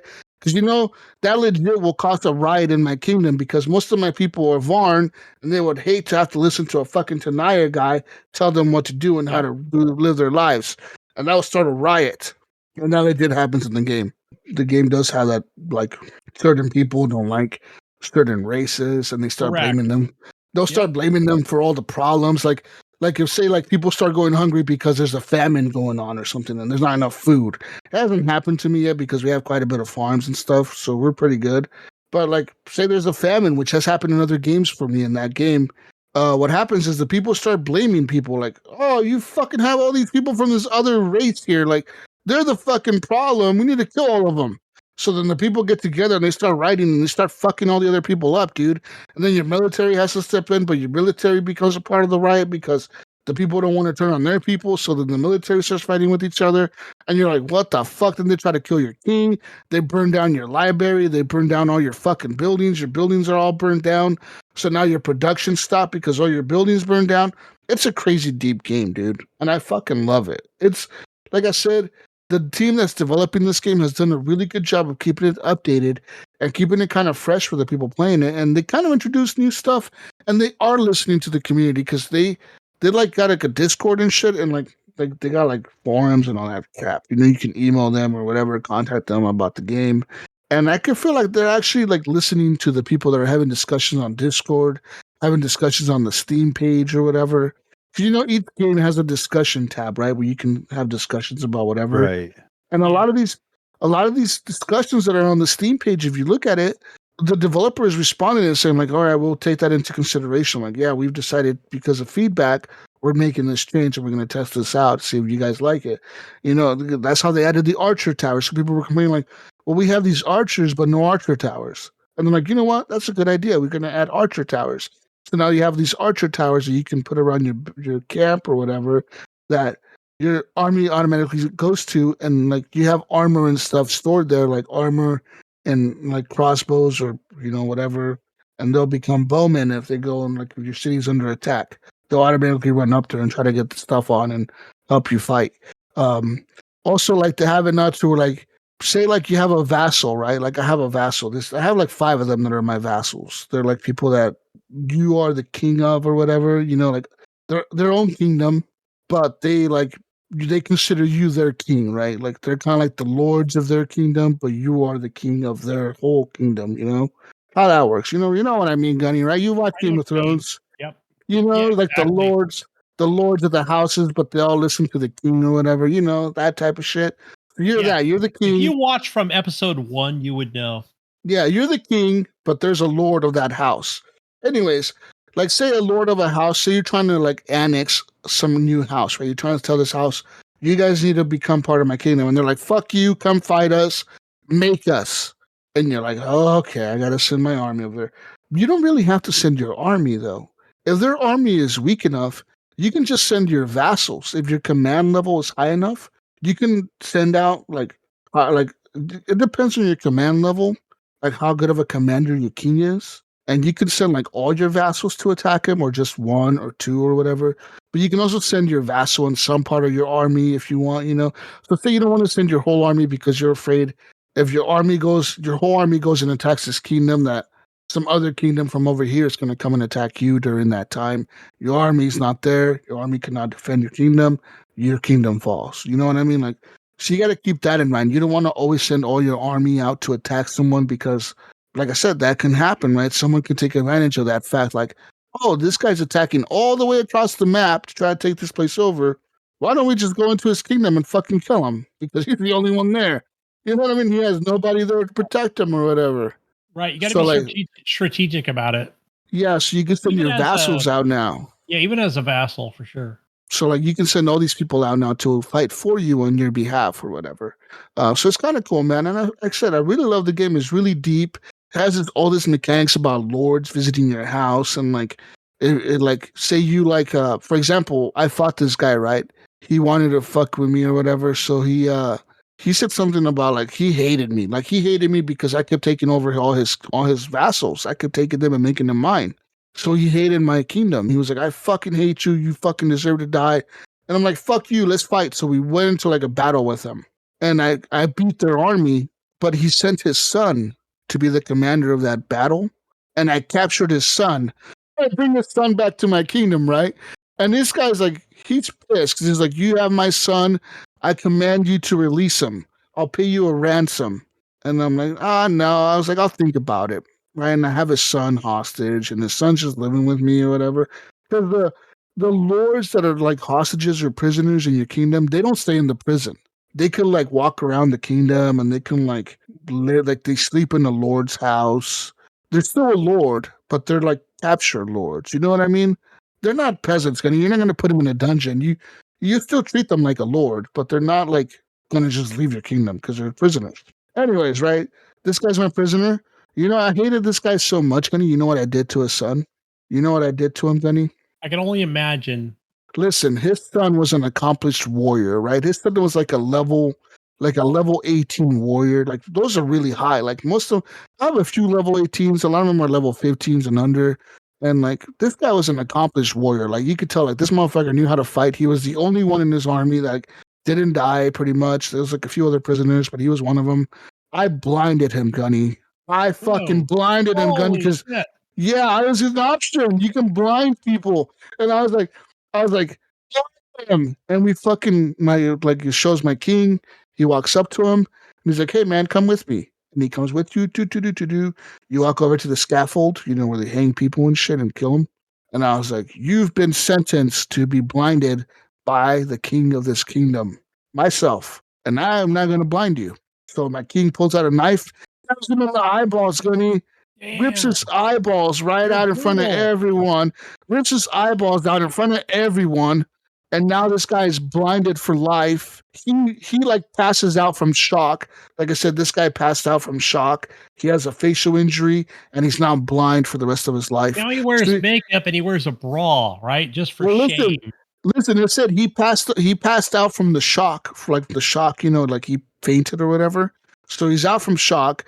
He has like a mortal injury, like will kill him if he doesn't take this medicine, and he's blinded for life. Now that he's blinded for life, Gunny, he can no longer fight. He's no longer combat worthy at all. He has a 0 combat worthiness, and he can never read again in his life. So what people do when you say read, you read to gain new knowledge. So you buy books from like the caravan that comes from the church. You buy books from them, and that'll teach your lords like new items, like how to make axes, how to make swords, how to make this type of barn, how to make this. Like your kingdom becomes better the more your lords know, right? The more knowledge your kingdom knows, the better your kingdom is. Well, these fuckers just lost their fucking heir to their throne, who was a badass warrior that was a prisoner. And I fucking blinded him, Gunny. And I was like, yeah, fuck you, prick. And I told the guy, hey, guy, you know your little ransom? Fuck your ransom. I don't even need your money. I'm going to release your son for free. And he's going to walk back in the shame of being blinded. And he's no longer worthy of being the heir to the throne. And I fucking released his son. And the guy was like, you son of a bitch. You will fucking pay for this shit. I will make sure your kingdom pays for this. And he was pissed. I mean, he was fucking pissed. That was some Game of Thrones ass shit, though, right? Like blinding the dude. That was pretty sounds cool, like huh? something that would come out of GOT. That's pretty cool. That's pretty cool, huh? Like that's like some Game of Thrones ass shit I did. Hell yeah. That's a Because wild what's worse? but it seems like there's so many Right? things that Versus happen in that killing game. him. Yeah, like bro, I could have just killed him. Like I easily could have just executed him and chopped his head off and like, oh, that's that. I chopped. But no, what's a worse insult than chopping the heir to the throne's head off? You blind the motherfucker that's a badass warrior, and then you send him back to his kingdom all fucked up. Oh, that's some cool shit. I love this game. This game is awesome. People are like, what the fuck are you playing, Jesus? I'm playing Norland. It's fucking dope. Now, the graphics are not like, it's not like 3D or anything. It's like top down. Yeah. Kind of I've like seen the graphics of it. I haven't kind of watched like any Stardew gameplay. Valley, like Stardew Valley top down type shit, right? But like more detailed, like definitely like more drawn out, not pixelated at all. It's like little cartoon characters, but it's so like you can do a lot of shit, Mayo, in this game. I guess, like you said, like Yeah, the for game sure. is deep, bro. Like you could marry your kids off and like make like treaties with other kingdoms and like all right, Gunny, there was a kingdom right like underneath me, right? And they were the Tanaya people. No, they were the Maka people. And these fuckers kept attacking me. They just kept harassing me. They kept looting my villages. They kept burning my shit down. And I'm, you know what, motherfuckers? I'll give you a chance to become my vassal. And they said no. So I was like, all right. I let them slide, right? I didn't attack them, and it said, your kingdom is seen as weak because you failed to attack him within 3 days of them rejecting your proposal. And I was like, oh, you motherfuckers call me weak, huh? So I sent them a letter, Gunny, that said, be prepared because we're going to burn you down to the fucking ground. And we're going to kill everyone in your fucking kingdom. And they didn't believe me. And like when you send a letter that says, are you sure you want to do this? Like, you really need to be sure you want to kill these people off. And I was like, yes. And I fucking sent out the messenger, right? And it said, like, this kingdom has received your proposal of pillaging or burning it down to the ground. They are ready to fight to the death. It said, be prepared. Prepare your soldiers first. Send them to go do a prayer before committing this massacre. So like this is going to be so brutal. Your army's going to go in there and literally burn a village to the ground and murder everyone in the kingdom. Everyone. No one gets to live. No prisoners. They're going to murder everyone in this kingdom. And then, but you got to make sure your warriors pray for the atrocities they're about to commit. Shit. Fuck yeah, let's go. And I fucking sent my army down there, and we fucking murdered that whole family, Gunny. We murdered them all. All right, we fucking took them all out, and it says, That's what happens when you listen to the Lord, right? Like the Lord of yeah, the village, like or the kingdom. Yeah, yeah, and it said he's there's gone families, astray. and it's funny because when they're dead, right? It'll be like a message pops up on the screen that says the so and so family line has been ended, the kingdom has fallen, and then it'll show like now I own that area, but it's like empty, and it says well now you can send any of your lords over there, and they'll make a new kingdom. They'll make their own kingdom, but it'll be your vassal or whatever. So I sent some dude like my brother's kid down there, and he became the lord of that kingdom, and he's my vassal now.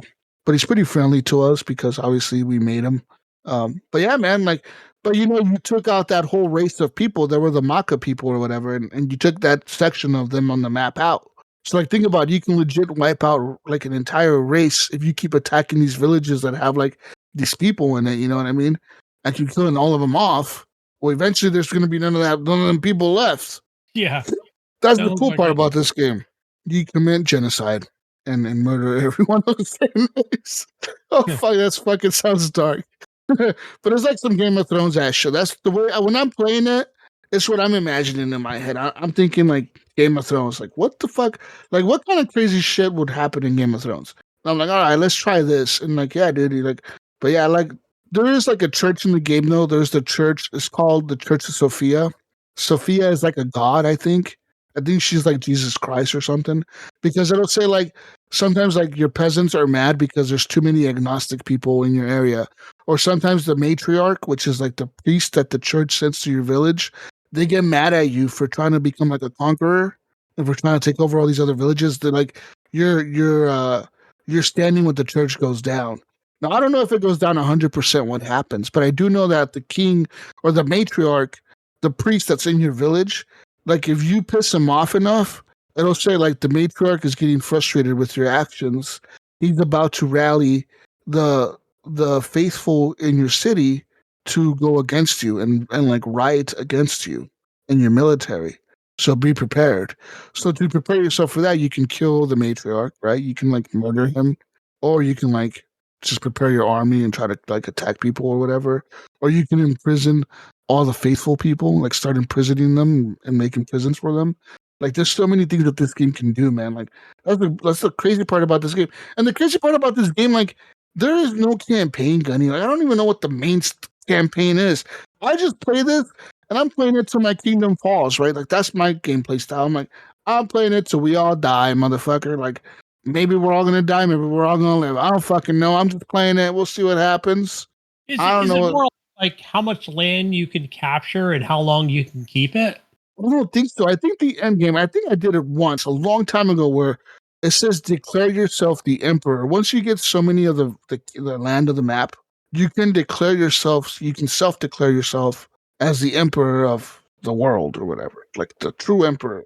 I think the church gets mad at you for doing that because you're calling yourself an emperor, and the church is like you're not a fucking emperor, and the church sends like a big army to attack you. And I remember last time I played it, they sent like 20 people to attack me, but they were all max level, like max level soldiers. All of them were like level like 30 soldiers with like heavy armor, shields, and swords. Like they had like the best gear and like fully trained. You know what I mean? So my army stood like no chance against them. like I don't even think we killed one of them. They fucking came in and fucked me up, bro. Like my kingdom stood no, and they just kill everyone in your kingdom. They kill like all the people. They kill you. They kill your family. They kill your kid. They kill your whole bloodline because they consider you like a traitor to the church. So there's that. I think that's the whole point of the game is to become the emperor. I just never done it because I'm scared to, man. That church is strong, bro. Yeah. Uh, and them motherfuckers are strong. They got power, right? Yeah, but it's a lot of cool things in the game, man. Like new books they added. Like I know they added some new knowledge in there. Like cause there's some new books that I've never seen before. That are like, oh, there's this new book. What does that do? And then you highlight it and it'll say like this does this, this, and this. There's new characters that pop up. There was like a mysterious character that popped up, and all he had was question marks. It's like this guy came to visit your town, but no one knows who he is, and they had question marks all over his stats and everything, right? Usually you can see where they're from. like what their stats are, their combat, their knowledge, their manners, their whatever, like all that shit. You can see all their stats if they're addicted to drugs or whatever, you know. And this guy had like all question marks. And I'm like, who the fuck is this guy? And why is he sleeping in the Lord's house? So I sent I think I sent Rotoslav at the time to kidnap him, and he fucking kidnapped him. And it comes to find out, Gunny, he was the son of another lord that was just out to have fun. Like I kidnapped this dude, and he's like, "Oh, I was just trying to go out to have fun. I just wanted to do it like anonymously." And it's like, "Oh fuck!" So I know how to sell him off for ransom. You I got sold him off. I ransomed him off. And that king was pissed at me, but I'm like, I don't fucking care. Fuck you. Come fight me if you want to fight me. I don't care. But yeah, that game is fun, dude. I fucking love Norland. And I know it's on your wish list, Gunny, because you're one of the people on my friends list that pops up on it that says, Yeah, Gunny I'll say has this, this on Jesus. his I'll wish say list. this: like a lot of the games that you talk about, like Norland, and there's a few others over the years where I always think about, like, oh, I want to play that, but like, oh, you've already talked about it, you know? No, And I always man, but feel like, play it, no, I want bro. to get it. Yeah, I played it just for a minute. Like my son bought it. I was telling him about it, and he thought it looked pretty cool. And then like I only played just a little bit of the beginning, and then just never went back to it. It looks like it's really fun, and it seems like it'd be really fun. It's a lot. Like it was a lot to pick up at first. Yeah, it's a And I was lot at kinda like, first, yeah. and something else grabbed my attention, and I started playing that. But I've always kind of wanted to go back to it, and I just haven't yet. But it is Yeah. like I do have access to it from my son's library.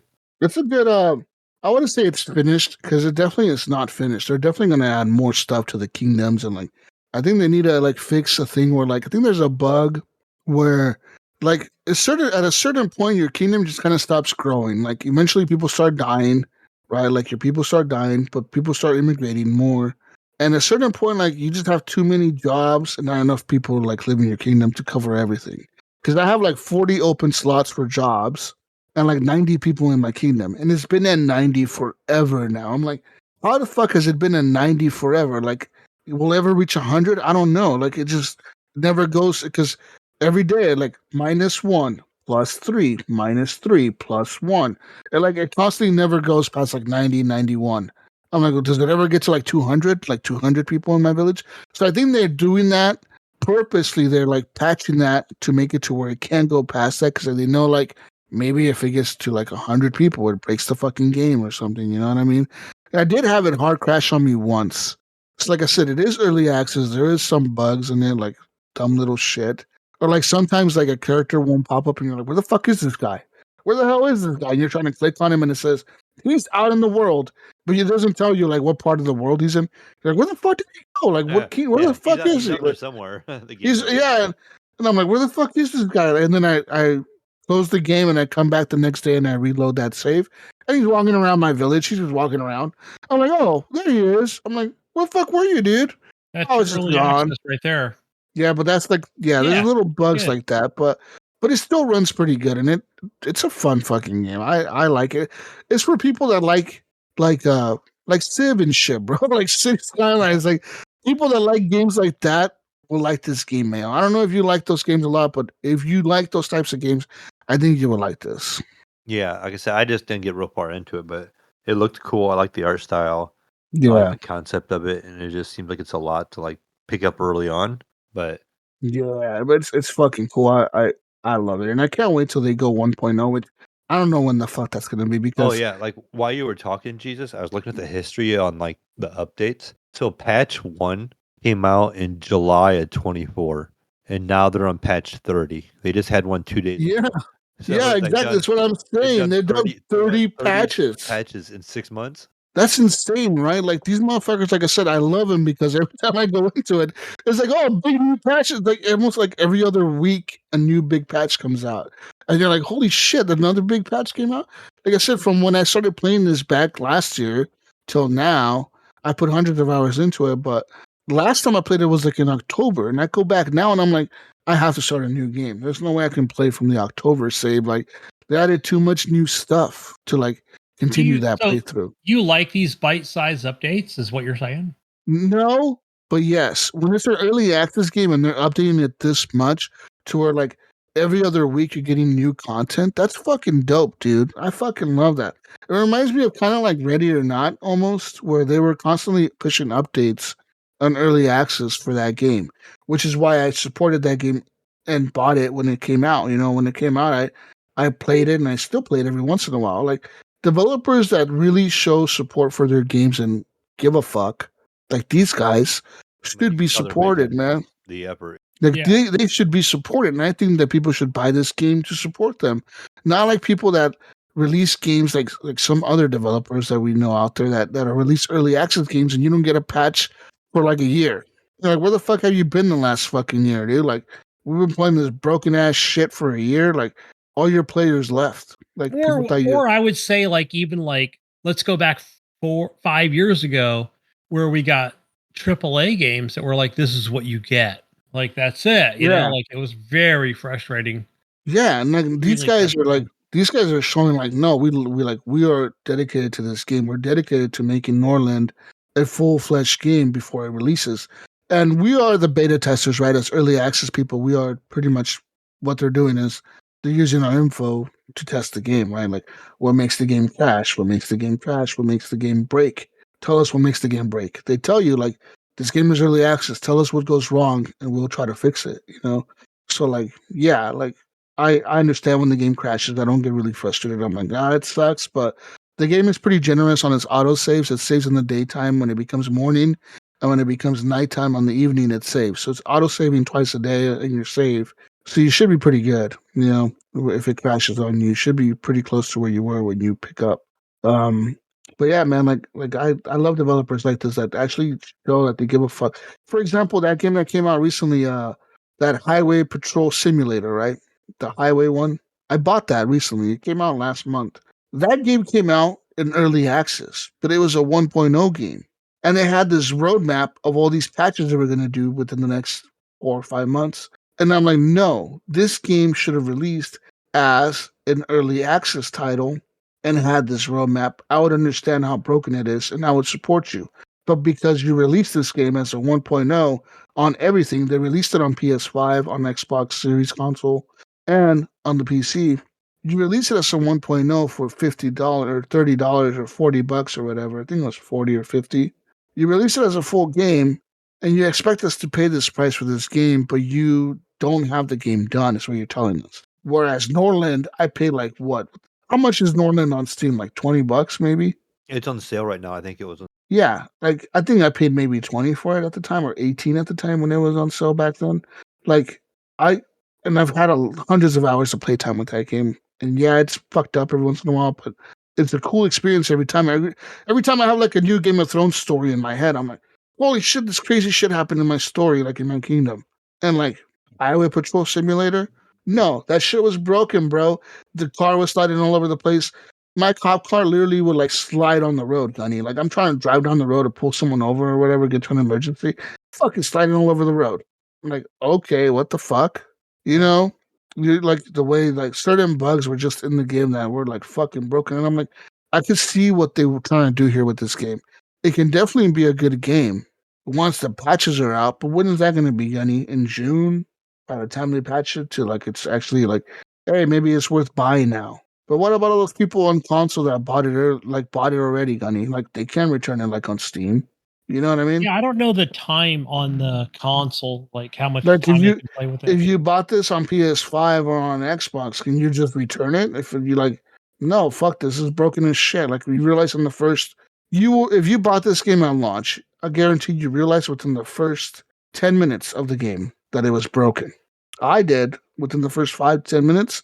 I knew like I'm like, this is bad. This is not even like early like this is early access bad. Like this is like early access day one, like fucking bad. Like this is really bad. Like it's bad, Gunny. Like it was that bad, dude. We're like I'm telling you, the bugs that I was experiencing were like, what the fuck is going on here? Like, so I'm like saying, like, you know, for the people on the consoles that bought this, how fucked are they, dude? Because now they have to wait 7 months till the game is fucking done, right? To actually enjoy playing what they were supposed to get from the beginning. So yeah, I hate Yep. developers like that. So yeah, that game I refunded, and I was like, I don't give a fuck if I refunded this because I'll buy it on sale for $2 in 9 months and it'll be done. Exactly. Or less time than that.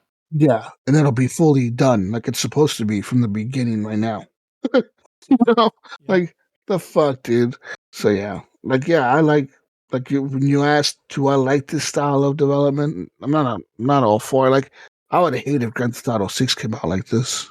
Like if GTA 6 came out and they were like, oh yeah, GTA 6 is out, guys. But like the first mission won't be out in a couple weeks, and then the second mission will be out in a couple weeks after that, and like the missions after that will be out like 2 weeks after that. Like, no, I would fucking hate that. But for this game, it works. You know, for GTA 6, it would never work.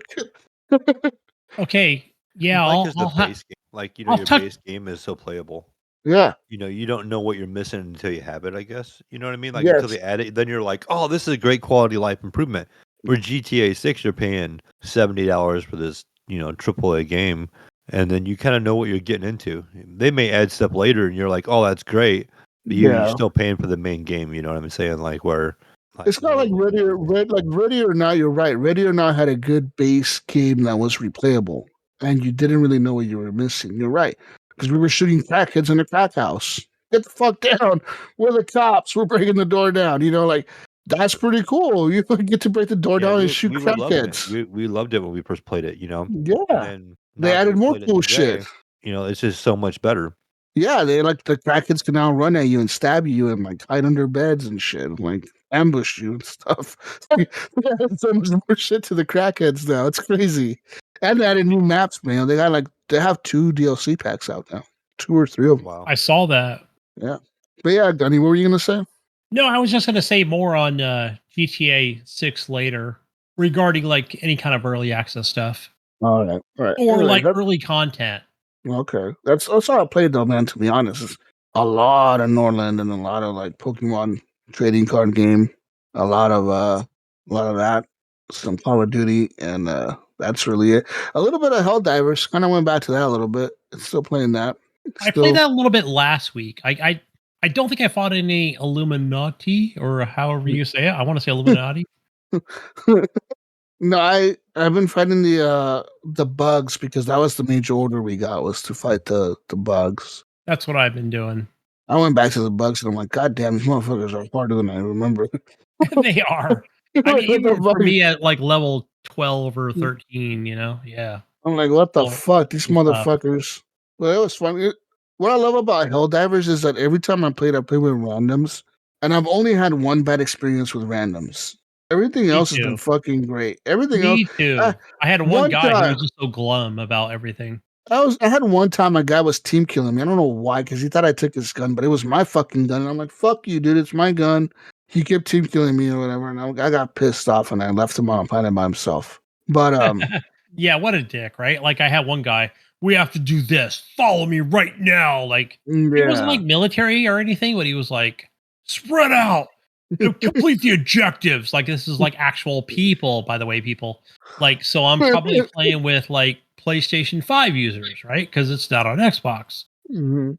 I don't know. He could have been on PC for all I know, but it's like, yeah, okay, yes, sir. Sir, yes, sir.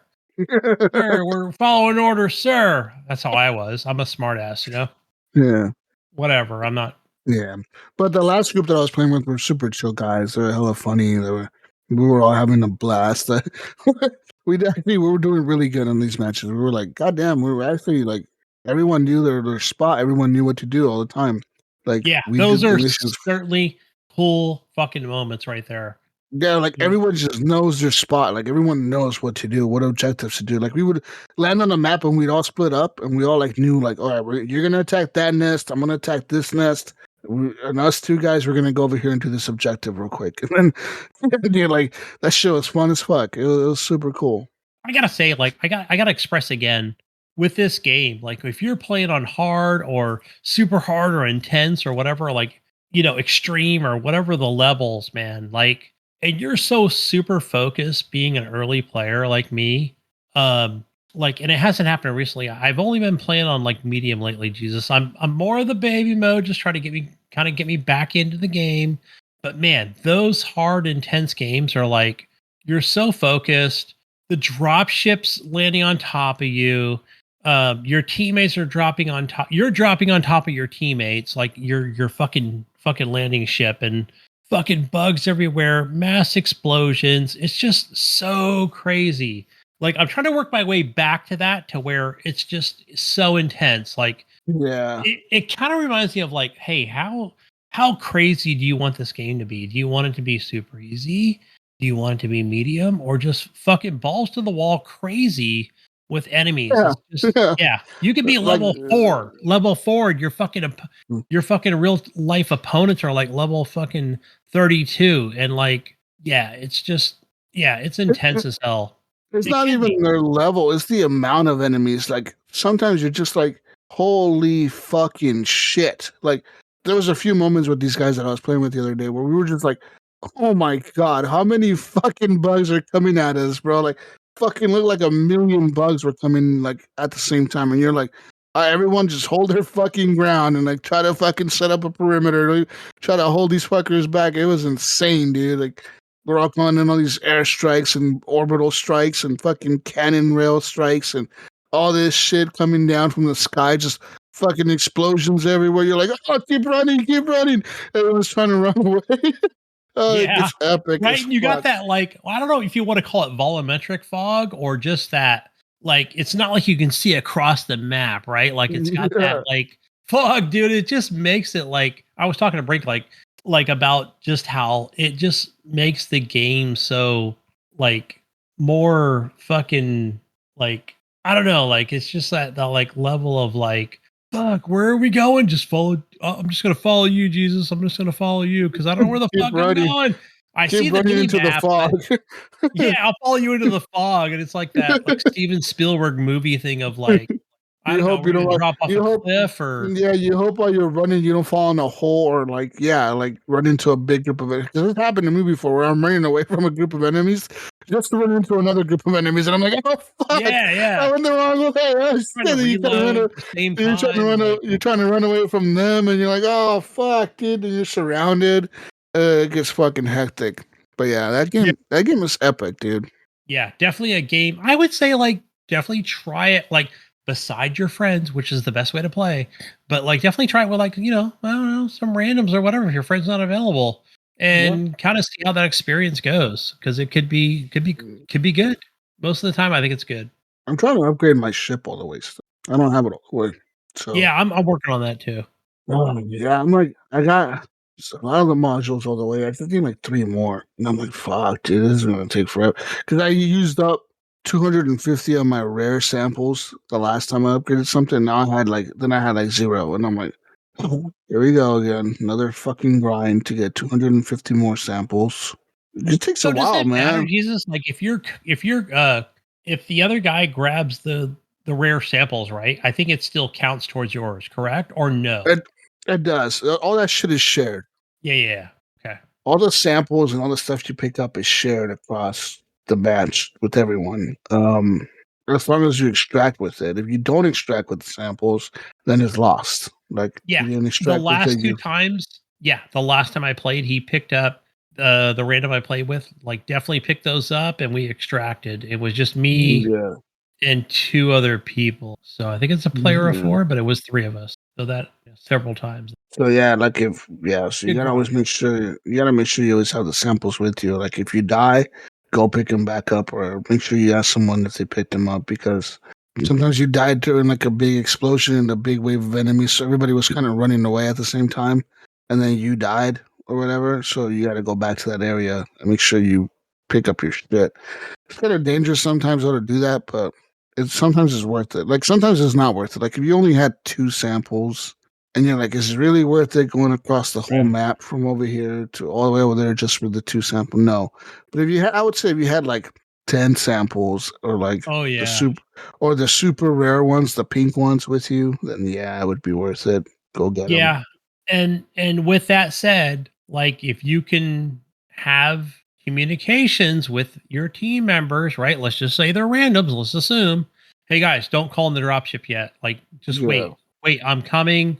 Hold on, I've got the rare samples. Like, yeah, that's good Yeah. too. Or hey guys, call the dropship in, but don't jump in it. Just like let Right. it Wait. land Yeah. and just wait, just Wait Yeah, for we're it gonna though. get progression. This is the whole point. Like, don't be stupid. Yeah. And a Yeah. lot of times, like you might find that like some people, for anybody that hasn't played this game that are just listening to this podcast about, you can see it in the chat where it's like, okay, I don't have a mic, but okay, I copy that or whatever. Yeah, Understood. they'll type it out or whatever. Yeah. Yeah. You can A see lot. that's again with console, PlayStation 5 and X and PC. Yeah, because the PS5 people can see it too or whatever. Yes. That's a good thing. Yeah, man. I love Helldivers. Good game. Great co-op game. What else have you been playing? For me, I did a lot of housework this weekend, but besides that, I was just literally playing. I decided to fire up. I noticed it on Game Pass, and this is the original Diablo. So I played Diablo 2, which is like the what is it called, Mail? Like the not a remake, but more of a remaster. The remastered one that was The recently remastered came one. out? I want to say this came out on last generation, but I really started playing it more on the series S and X. Or yeah, it could have been just like whatever this latest generation, and it was okay. It's an okay game, but going back to the original, just fired it up maybe a couple hours before we started doing the podcast, and like this is some early shit, man. This is 1997. So yeah, graphics okay. Definitely, I'm not a super retro gamer. It's more of a hey, move the mouse like that. That's your thing, right? Move the mouse around the map and left click on enemies as you move around. Like I don't know. Maybe there's a way on Game Pass where I can move, do the WASD thing. I haven't quite Yeah, figured that out. Is it's that probably something you in know the about, Mail? Like, settings. can I use that? No, Like Steam, I know, but yeah, I Game haven't played Pass, it. It would have to be in the game options somewhere. Is the only thing I could think of. yeah. But and again, I'm playing on PC, not a console, so it's like, wait, what do I actually use WASD to move the character around? Like Steam, I've got it quite figured out because I use that. I use the desktop. I use Steam Deck. I can use all the different configurations. I can figure that out. But yeah, Game Pass PC, for Xbox, I don't know. But it wasn't like super frustrating, but it was very old. I'll say like, yeah, that's a little too much for me. So, playing like 20 minutes of this game is like, okay, yeah, I nostalgic for a minute. Like, I think Yeah, I'm kind of that's why I done find with like with it. games like that, those older games sometimes are like, oh, it's kind of fun at first, and then the novelty wears off. I'm like, I Yeah. just play the newer one, you know? Right. I think I'd rather play Diablo 2, 3, and 4. Um, yeah. I don't know. I just thought I'd talk about it for the show. Like, hey, it's playable. I don't know if I'm doing it correctly with, again, mouse and keyboard. I probably could have used a keyboard. I mean, or excuse me, the controller itself. I could have fired that up, but I didn't. I just thought, oh, it's probably going to be a keyboard and mouse game. I think it was something like, the E key on the keyboard was something like it was something like a, I don't know, like a spell or something, like you can't use that spell right now. Like, huh? Wait, what am I doing? Obviously there was like your health potions are keyboard 1 and 2, the numerals 1 and 2, like quickly figure that out, like that's on the screen, but yeah. Yeah, I think I would say even back with like Diablo 2, the remastered version, like not the greatest. I didn't know exactly where I was going, even though I played like 10 hours of that game. I have a lot of passion for Diablo 3. That's kind of where I really started. And 4 is kind of like that's a game I go back to every so often. Like I'll fire it up. Like, hey, here it is. Like I'll go back and just kind of play randomly on that game, like with the same character. I have like a level 34 and a level 12. Like I just keep grinding like both of those characters. Like it's just not a game like I'm gonna play and finish the campaign. Like Yeah. I don't know. Yeah, that's Diablo for me. So yeah. I'll probably keep this installed because I do have like the space for it. So I'll just keep grinding away a little bits at a time. But yeah, my real game that I've been playing a little bit more is more Path of Exile 2. Yeah, that's something I'm always learning more and more about. Being that early access, free to play, but not free to play right now. Right, it's still in that early access phase. Just learning more about uh, you know weapons and items and stuff, and watching YouTube videos outside of that to see like, hey, what I should keep, what I should trade. Like obviously I'm such an early stage of like being at like level 15. Like is there anything good in there that I need to keep or do like a actual trade or yeah, I don't know. I'm just an archer and kind of moving along with like the story of things. So yeah, that's more my Path of Exile thing. And again, I'm just playing that mainly on PC desktop. So I know I could probably like configure this some way to play it on the Steam Deck. And the only way I've ever really played it on the Steam Deck is just more mouse and keyboard configuration. So I'm not using like an actual like joystick and controls like the way it should probably be played. Yeah.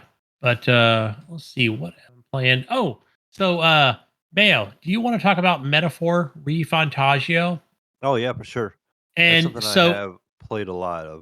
okay, so I'll start off. As you know, you've been listening to the show. I've been playing the Right. prologue, which is like the demo, and it says 2 to 4 hours, which is kind of weird because I feel like I played this game for like 5 hours.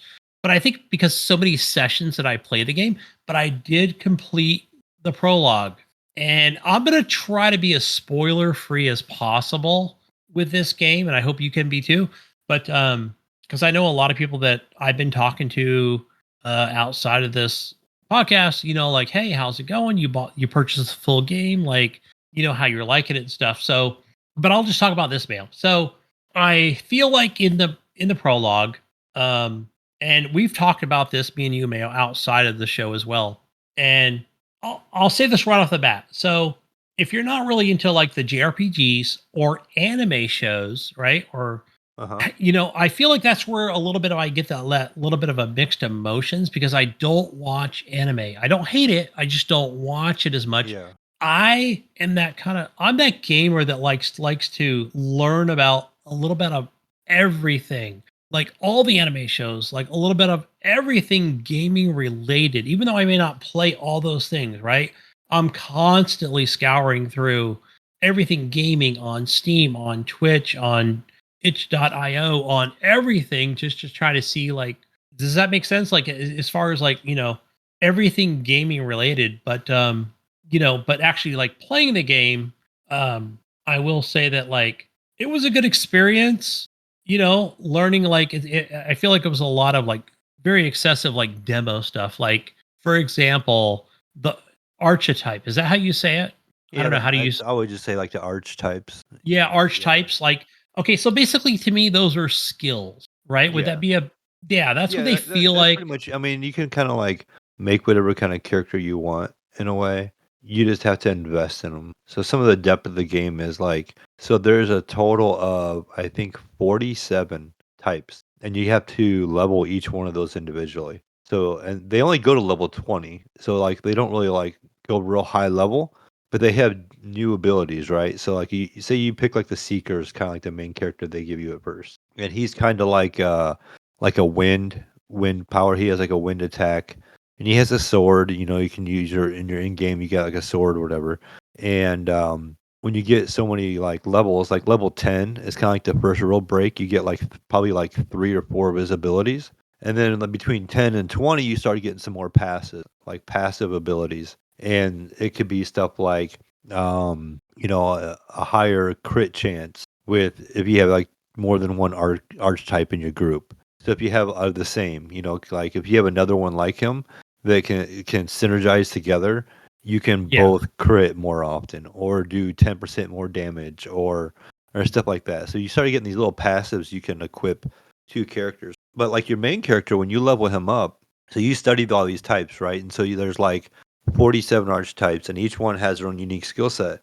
Once you, with your main character, unlock that skill set, you can actually buy it for your other character. So say if you have a seeker or if you want to do like a knight character, you can go back and you get the healing stuff from a healer if you have a healer leveled up, and you can add it as an added ability on your knight character. They'll have like little open slots, and the further you get in the game, the more slots you'll get. So the higher you develop that character and that in that class, if you like the knight class, you'll get like up to 3 additional slots where you can put whatever you want in there. You just have to unlock it with your main character. So the whole point, okay, let me ask you that because okay, so the whole point of like that, right? The different archetypes is like, for example, I'm just going to assume here. I'm more of a question for you, Mayo. Mhm. So when you run into an enemy, and I think it'll even show you before you strike that character, it'll even show you like, hey, this character. And I think you have to strike them at least once with it, or whatever, to say, hey, they resist fire, right? So you may have to hit them with Yeah. wind, Yeah, right? and you That's just the gotta whole figure point it of out like, sometimes. And that's the combat. You want to find their weaknesses, yeah, the and weaknesses so of each and character. and you Yeah. can usually like that's probably one of the drawbacks for me. Like the thing I did not like about the game. So you go into a set of dungeons. Like in the beginning of the game, you go into like a mine, right? You go in these mines, and pretty much the enemy type isn't real varied in the game in that mine. So when you go in the mine, it's pretty much all the enemies are weak to a certain kind of element attack. Like oh, they're all weak to fire. And then maybe the next time later on, you're going to a different mine and they're all weak to ice. See, if you learn what they're weak to pretty quick, you can just kind of load up on ice type characters and you can go in there and you can just kind of mop the floor up, with them.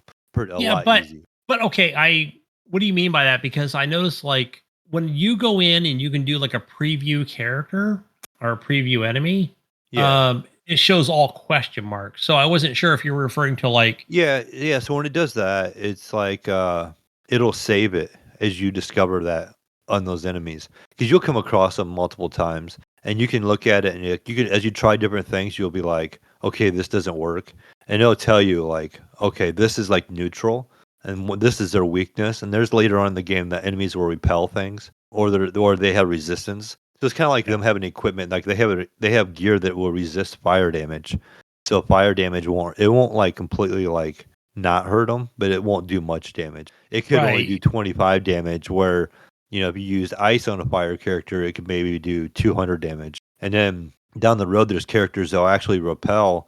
So if you hit them with a spell, like you don't know what their weaknesses are yet, and you hit them with like lightning, and they can repel the lightning, and it doesn't phase them at all, and it bounces off of them and comes back and does the damage to your character. Like I've like one shot my own characters before, like using a strong attack on somebody and not knowing what their weakness was, trying to figure it out and it bounces back and like kills one of my own characters, and then you Oh have to wow. revive them. You're like, oh crap, but then you Yeah, kind of that's know. not So something you're I've like, seen, right? and if you die In the to it, that prologue. just kind of resets. But once you beat him the first time, it keeps record of that, so you can always go back and look at it. And like when you go back and fight an enemy again, it's like, okay, this guy's weak to fire, or he's a weak to electric, whatever. It'll tell you. Like or a slashing attacks. There's ones that are like weak to like a physical attack, versus magic. Later on, there's enemies that will have you can't use any magic on. Like you can go in there and you're doing this dungeon running, so you don't know what you're coming up against, and all of a sudden you find this enemy in there, and they have no weakness to any magic, or it repels everything in magic you do. You throw at them, and you can only use striking attacks. When you're like, well, crap, what do I do? Because not until later on in the game you can unlock where you can change your type. So like right now you met a character called Moore. He's kind of like a ghost looking character and he's like in a library with all the books, and that's where he studies the archetypes. That's where you learn about them. And the only time you can change what class you're running is by talking to him.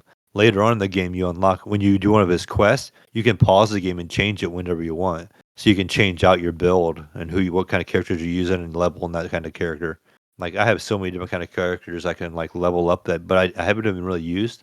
That's kind of a drawback too. Is I feel like there's so many characters and archetypes they added to the game, and you don't need to use them. Like a good example. There's one I don't really use. It's called a brawler, and it uses like fist, and it will like just punch characters. But instead of using magic points, like how you have magic points to spend before they run out, it uses their Yes. health. So it'll say it'll take like 35 health to use this ability. And so it's like, yeah, you're not using magic at all, but you're draining your own health by using attacks for that character. And then there's other characters that will have like reverse stuff. It be like buffs and debuffs later on in the game. You get these things that you can repel certain magics as well, and you can absorb or have resistance to certain types of damage used on you. Like later on, because it gets harder. You'll go in there and you'll be like, "Oh, these enemies are all pretty difficult, or they're way higher level than you are." Like I ran across some levels where like I was like level 20. I come across this guy who's like a level 35 and he'll pretty much wipe you out pretty quick. And it can be but you can beat them. You just got to find their weakness quick and continue to use it and stuff like that. Because you get extra turns when you attack their weakness. You know, if you noticed that or not, or if it explained it very well. Like if you hit an enemy on their weakness, you get like on the top of the screen, it will show like those little star things, and like it'd be a big one. And then Yeah. if you hit them with a weakness, it breaks up into two small ones. And so you get like two more small attacks that you can use to get in there as well. And so you continue to hit them with weaknesses, and you can get more attacks in before your turn is Yeah. up. Right. So, obviously, a lot more than what I feel like the prologue gives me. Because It does. It is very early in the game. Like I thought too. Like, oh, I played a lot of this game. I have a good feel of what it is. And then they just slowly keep adding more and more things to you, and you're like, okay, now I have this. Okay, now I have this. Then all of a sudden you meet another character, and then you create what they call like a bond, and now you have this other archetype. And you're like, okay, now I have another one I need to level. And then you like wanting to use it and explore it, but sometimes you don't have time because you're like, this works. I'm using a knight, a healer, a warrior, and a mage or whatever. And you like that group, and all of a sudden you unlock this brawler, and you're like, well, I don't really feel like leveling them. So one of the classes I think is really cool, and if you ever went back and played the game later on, you unlock a class called the Merchant. He's kind of a fun archetype.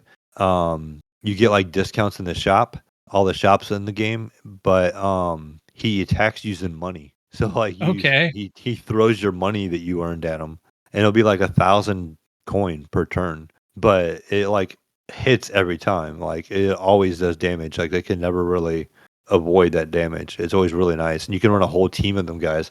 And their perk as a side perk, like when you level them just a little bit, is they gain extra money when you defeat enemies. So you can actually go back to lower level characters or enemies and fight them, and you can gain a ton of money.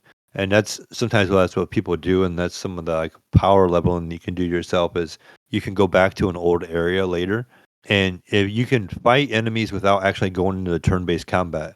So it becomes like a regular hack and slash kind of game where if you go fight a weaker enemy, say he's like a level 10, and like my characters are like level 50 right now, and if I go back and fight a level 10, that XP, I can just kill him in like one hit with my sword in the open world. And so it Yeah. doesn't go into that turn based action, but I get like a whole bunch of extra bonus money because I'm using a merchant. So like you can kill the basic characters and make like 1,000 coin for like just a one hit kill. And you can start going to areas where stuff respawns and keep killing things over and over. And then when you level up an archetype all the way to level 20, which is max, they keep getting experience points, and when they get enough to level again, you get a little vase of XP, and you can use it toward other archetypes. So as you start unlocking other stuff, you can like actually apply that little vase and take that XP you got from your other archetype and put it on another one and level that up as well. Now I'm curious, Mail. Like, okay, since you purchased the full game, like, how long did it take from the beginning of the game to get to where you're on stage with Louise and the King? Well, you never really with the king, right? Because the king is killed in the intro. Okay, but Um, he's there, but you're never really dead. Does that make sense? Like, you know the scene I'm talking about? And again, I'm trying to be very like coy on spoilers and stuff, but like mhm. where Louise first comes out on the stage and talks about, you Like at the know, very, very beginning of the game, or not like no, after, not the very like right, beginning. I'm like just toward the end of the demo. yes, correct. At the end of the Okay. demo, when he talks about how a new king needs to be named, blah blah blah, right? Like I'm just curious, like how long it takes, like because for me, I guess it was the 4 hours, right, or the 5 hours that I played. Yeah. Like I'm just curious if you had the same experience with that because I feel like it's very specific and linear with the Yeah, it is. prologue. It's very set. I mean, I don't think it's like a spoiler, like talking about like kind of like the main plot. So like, you see in the beginning, and I mean, this is all tutorial stuff, right? So like the beginning of the game, you see the king is killed by Luis, and they show that right in the very beginning of the game. If you watch the opening credit, and then you start off with your character, and you're in that little cart, and you're going to town, and there's the red-headed girl with you, and then you have your little fairy, and you get attacked by bandits, and you get kicked off the edge, and all that stuff happens. Right. And then you end up in town. So what you start finding out is You go to town to meet an informant, right? And that's that one. Some guy. There's something happens to that informant, right? You probably know who I'm talking about. He tries to go after Yes. Luis, and so something happened. You're supposed to go there and meet him, and you're supposed to do a set of certain things with him because you. What happens is nobody knows the prince is alive, right? And they show this at the beginning of the game too, that the Oh, is prince that has a right? spell. Nobody knows except for a few selected few, Yes. or So what? there's a very small like group that knows that the prince is alive because That he's in somebody a coma, somebody tried to kill him, a but he trance, or survived. whatever. So they rushed him away and he survived, but everybody thinks he's dead except for this one group who has him and they know he's alive. It's like a faction, right? And so you're part of that faction. You know the prince is alive and he was a friend of yours, and you are part of this group and you're going to confront Luis basically. And the whole goal is you meet with a guy that confronts him at the end of the demo. Um I forgot to his get name. to Yeah, save, yeah, to save. It starts with Garius or something like that. yeah. Your whole goal of the game is to confront Louise and get because you're certain that he put the prince in a coma and killed the king. Like it's never really like their faction pretty much knows this, right? And so your whole goal is to go there and do this. Well, then you meet up with try to remember who the first character you meet up with the straw, or whatever his name is. He goes to the camp with you and all that kind of stuff, right? The noble one or whatever. Yeah, so he joins your clan and Yeah. and you just become friends, and he has this whole little backstory. But so you're going You through meet him at that. the recruitment center. Yeah, yeah. And then you go and find out like the guy in the recruitment center is kind of bad and he's doing different things. Long story short, Oh, yeah, that guy. Yeah. you meet that boss and you guys try to take out Luis because that's the whole goal of the game, right? You're trying to get this cure for the prince because nobody knows it's a lie because you're hiding him and everybody's positive he killed the king. Well, when all that happens, you get ready to kill him. There's this magic spell that protects Luis from being killed.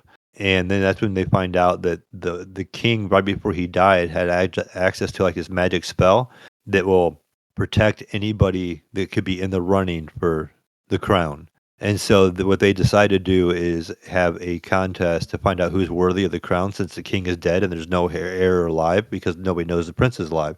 Yes. And so you have to do these tests and anybody can do it. So anybody in the whole entire kingdom can do these tests. So your character decides to go ahead and do it. You're a group. And so does Luis. Luis is in the running. Your character's running. And there's all these other characters they start showing later on that are in the running, right? And they tell you, okay, like once you leave that first town, that's the whole thing where you seen like you're in that meeting and they show this big head thing kind of comes over looking over the city and it's like the king's magic. Like a spaceship or something, or some kind of Yeah, it's vessel. weird. It's like the king's magic and it can oversee everything that's going on, but it protects everybody who is like the major runner in to Yeah. become king.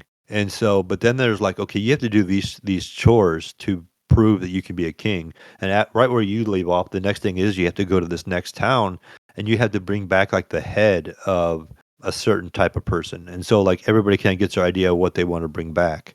And so your characters decide to bring back a head of this such thing and other ones bring back head. And so you go to this next town and it's a whole plot line of what happens there. You get in this town, you find out other things are happening, you're hunting down this one guy, you're trying to get his head and kill him, and then you're finding about other things that are happening and you end up solving all that kind of stuff. And that's like phase 2 of the whole in the running for the kingdom. And then it goes into a lot of video scenes again, kind of like how it had early on. And you're like, okay, now you're maybe in the top 100, like only 100 people get to move on from here. And your character kind of keeps, as the story goes on, you keep surviving that group. So you get down to so many. And so you're basically trying to become either the king to, put your vision of how the country should be, like an equal, because they keep talking about that little book, whatever the prince had. And that was his belief is like an equal to everybody world. And where everybody has freedom to do whatever they want, regardless of their race. They make it like a very racial world, A little like bit, right? Because there's that thing too where I'll say this, like that was kind of a trip where I'm thinking this is like so even right off the bat when in the start of this prologue, like I feel like what do you call like an Elda okay, so first of yeah, all, your yeah, your character character, you play in the prologue, you play as yourself, you are an Elda. Is that what it yeah, is? an Elda, Elda, right? Like I have no idea what that is. But yeah, it's I just something noticed that like Hexgate's made. sure, it's all fantasy, right? So I'm like, what the hell? Why are the people in this kingdom like it's a big like kingdom area that you're in, not nearly the beginning of the game, but it's like people are like, well, why the fuck would I want to be like you? You're a fucking Elda. Like basically, I was like, Yeah, and the damn, game has a lot of that, like, so a it's a little bit lot of of racism here. Like, what the hell? yeah, Why there's all a the lot of hate? different races, and they Everybody's all have white. their own problems, and so and you find that Yeah. when you go to other towns, you start meeting other people, and everybody you start meeting have their own envision of what they want the land to be like. Yes. And your main character basically has his book, and the book is talking about like our world. They're like, oh, in this fantasy world, in their game, in their world, people can, regardless of their race or whatever, they can have whatever kind of job they want, or they can, live free, or they can do this and that. So it relates to our world, and they consider that a fantasy, like it's in their book. So it's kind of weird. Like that's kind of the Okay. whole. Because when you read the book to the girl at the tavern, like, okay, it's kind of seems very storybooks, child, Yeah, and it keeps innocent. going. You keep getting scenes later on in the game. It's like somebody's like, "Hey, I want to read that book," and it goes to a couple pages of it and tells you like, "Okay, this is going on." Like you can become any kind of occupation in this world, regardless of class, race, or gender. And then the characters are like, "Could you imagine living in a world where I could just become whatever I want?" Yeah, Like, it's a little but but woke, but, but a little woke because there. I because get it. I'm a whatever. I can't ever do that. Like I can't live that dream because I'm this race, and that's not allowed. Yeah. So they Right. do a lot of that kind of stuff in the game. But it becomes a good plot, and then I kept reading it, like I'm like, okay, this isn't very exciting. Like I kind of know what's going on. So the whole plot is I'm doing this race against Luis now and trying to get to become the king. And you're doing all these quests because they sending you on all these little jobs to prove that you can become king, and it's going to come down to me and Luis, and we're gonna duke it out, but we can't kill each other because there's the spell that will protect us, and other things start happening, and then as you're like, oh, okay, this makes sense, and it gets a little better to like 3/4 of the way in. You start getting some plot twist, and you're like, oh, okay, I didn't see that coming, and then you have all these other characters that you built like friendships with that all have their own little unique stories. You're like, okay, this is kind of cool, or that's kind of cool, and you just keep making everybody like you, and you keep going to each town, and you're solving all these problems, and so the whole country starts to like you, and you're gaining popularity. But you still have the whole. What I always thought was kind of interesting, but I'm like at the very end of the game, is you're running to be king, but the prince is still in a coma that nobody knows. You know he's there, but you're still trying to become the king. So like even though you're trying to do the envision that he wanted, but it's like, okay, why are you still trying to becoming the king when the prince is still alive? Like Yeah, you man. should I'm still be I'm trying to get hoping him saved. I'm But hoping you give a spoiler here, but I really hope that you don't because that was one thing where when I finished this, like, and I went to work and just kind of like going over this in my head about like, do I want to purchase this game? Like, but then again, I'm thinking like, what about Luis? What about the king? What about the oh yeah, prince? You know what I mean? Like, because yeah, again, I'm not into the anime sort of thing. and I'm not either. Feel So like like it's I don't definitely watch like a very anime. well thought out, I very like the art style and the couple of unique things that it throws in the game. So a couple of things I like about the game, obviously the art style. I like the way that it looks like in the cities. It's kind of like that cartoon look, cell shaded. And then every yeah, once in a while, and it's you can good. like, I'm playing on the Xbox, right? And I'm playing in the living room because I knew this would be a couch game. Like sit back on the couch, just relax. And on the Xbox, if you hit Y, it just lets the dialogue go. Like so, the game, you get the little text Yeah. dialogue in the bottom, it just keeps going. You don't have to like try to keep it. You can just listen to it, and it just keeps going. And so you're like, and it'll only stop when you have to answer a question. But like, if you're like half paying attention, you're like, okay, what I miss? I feel like I missed something. You can like click on the R right analog, and you can go back and see the whole backlog, the whole conversation. Oh, I didn't know that because I Yeah, felt so you like can click you can click on on the Steam analog it and was it'll show. Yeah, there's probably a yeah. control for the keyboard I thought it was on no, I was playing on I think I controller. playing on Xbox or the PS5 controller, Xbox controller. So I think it was like click right stick and that would enable the Oh, I take auto. it back. It's left stick. I'm sorry. It's the left stick is where it It does was left the. stick. Okay. And then Yeah. okay, so this is the other thing I was telling Iams. He's been playing the full game, and I said if you do that, I think it was click left on the stick, it'll auto uh, go through the dialogue. I didn't know you can actually go back through. But then I feel like also if like I don't know, for somebody that is listening to this show and doesn't want to, listen to any or watch any dialogue because not everything was voice acted. A lot No, of it was. A lot of it. A lot of it is voice acted. I'll say that. So yeah, just some things are the not. the important the Just like a important stuff Persona is game. voice acted. There's side stuff that's not really that important. You can just kind of skip through. Yeah. That's what I And started doing later on. It's like I would meet a townsperson, and he'd be like, "Hey, can you go do this for me?" I'm like, "Skip, skip, skip, skip, skip."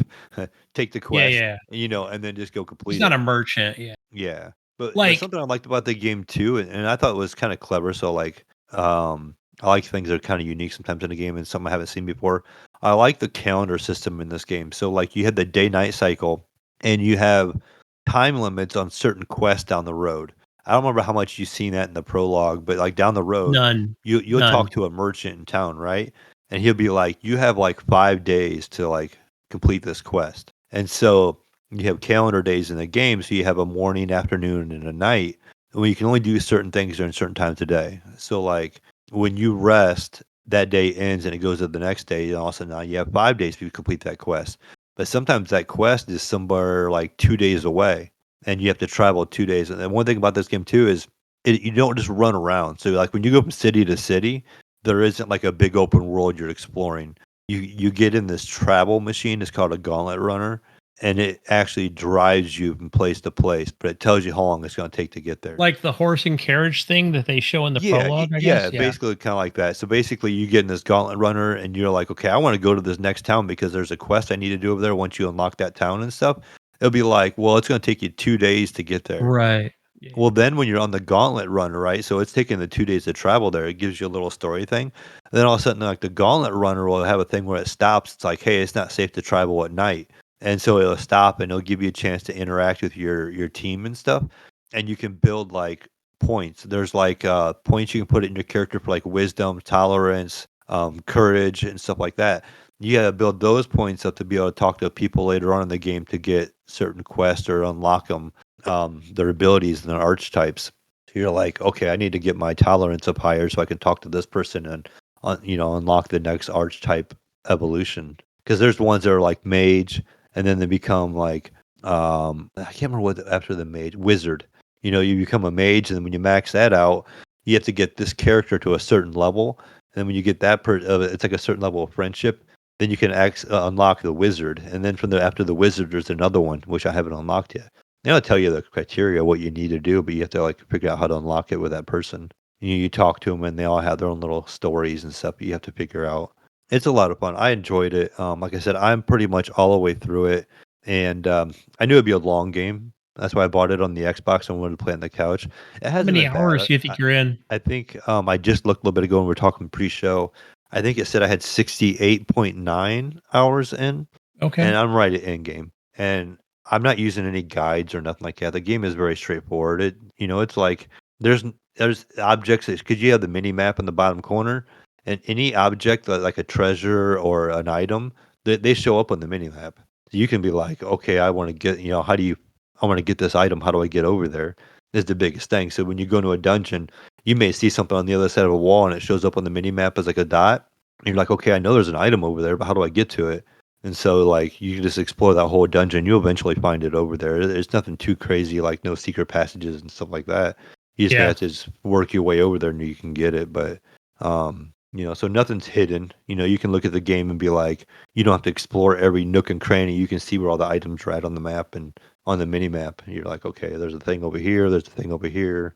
You know, Yeah, that's one good thing about the game where it definitely tells you, like, especially in the prologue. Again, I'm just speaking from that, not the actual full purchase game, where it does talk about there's a lot of dialogue and a lot of help, in yeah. regards to what you're referring to. So, And they yeah. just keep adding more and more and more and more. There's so many things you can do, and as soon as you think you like, okay, I got this game like figured out, they start giving you new things.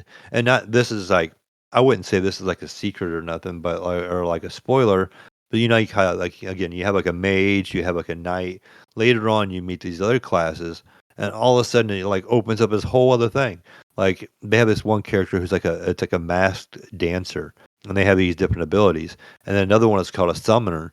Well, those characters to upgrade those characters, you have to find like certain items in game. So you can either buy them in the shop or you can find them, and then you have to go talk to the Moor guy, the ghostly guy in the academy, to study them and learn those abilities. Like the summoner, you could just go get away with using that character and only having like 1 or 2 summons, but you actually take the time in and find the almost like ingredients that you need to study it. You can unlock a whole bunch of other things you can summon. Like I think I unlocked like 8 or 9 different things I can summon with that character now. And you can have like right now the game will be a 4-person party in the long run. And as you continue to meet more and more people, you get more and more people in your party. You can start switching people out. So there'll be a maximum of 6, but you can only run 4 at a time. So the other 2 will be like on reserve, and they're still getting XP and stuff as you're like on the open world, like the non-turn based part. As you're doing the combat and the story, they're still getting XP and stuff. And if you're never going to use them in the fight, they're getting XP. But you can swap them out in the middle of a fight. That you can like pause the game and you can change it. It takes a turn, but you can take one party member who's weak and swap them out with another person and bring them in. And they're in there. They come in full health with full magic, and you're like, sweet, now I can use this character. It just took a turn to get them in there. But so yeah, you end up having more people, and you can start swapping things out and stuff like that. So it gets a lot more in depth. Yeah, I'll say with the prologue demo, where the last 2 fights that I did, before reaching the kingdom and and the king's funeral, right? I think that's what it was That's actually called. You're fighting the necromancer guy, right? So with the necromancer was the guy with the glasses, right? He's a bird. Like that's kind of one of the last fights I think you No, do this guy's before. like a human looking guy. He's got like purple hair, I think, or he's wearing like a purple vest. Yeah, I don't exactly remember, but You chase him, you go into a building, and he like destroys some paintings oh on the yes, yes, wall. yes, And you go into the top of this building, and you fight him on the yeah. rooftop. Correct. Yeah, yeah. Okay. I know who you're talking Yeah, about. Yes. that's a That was the very necromancer guy. one.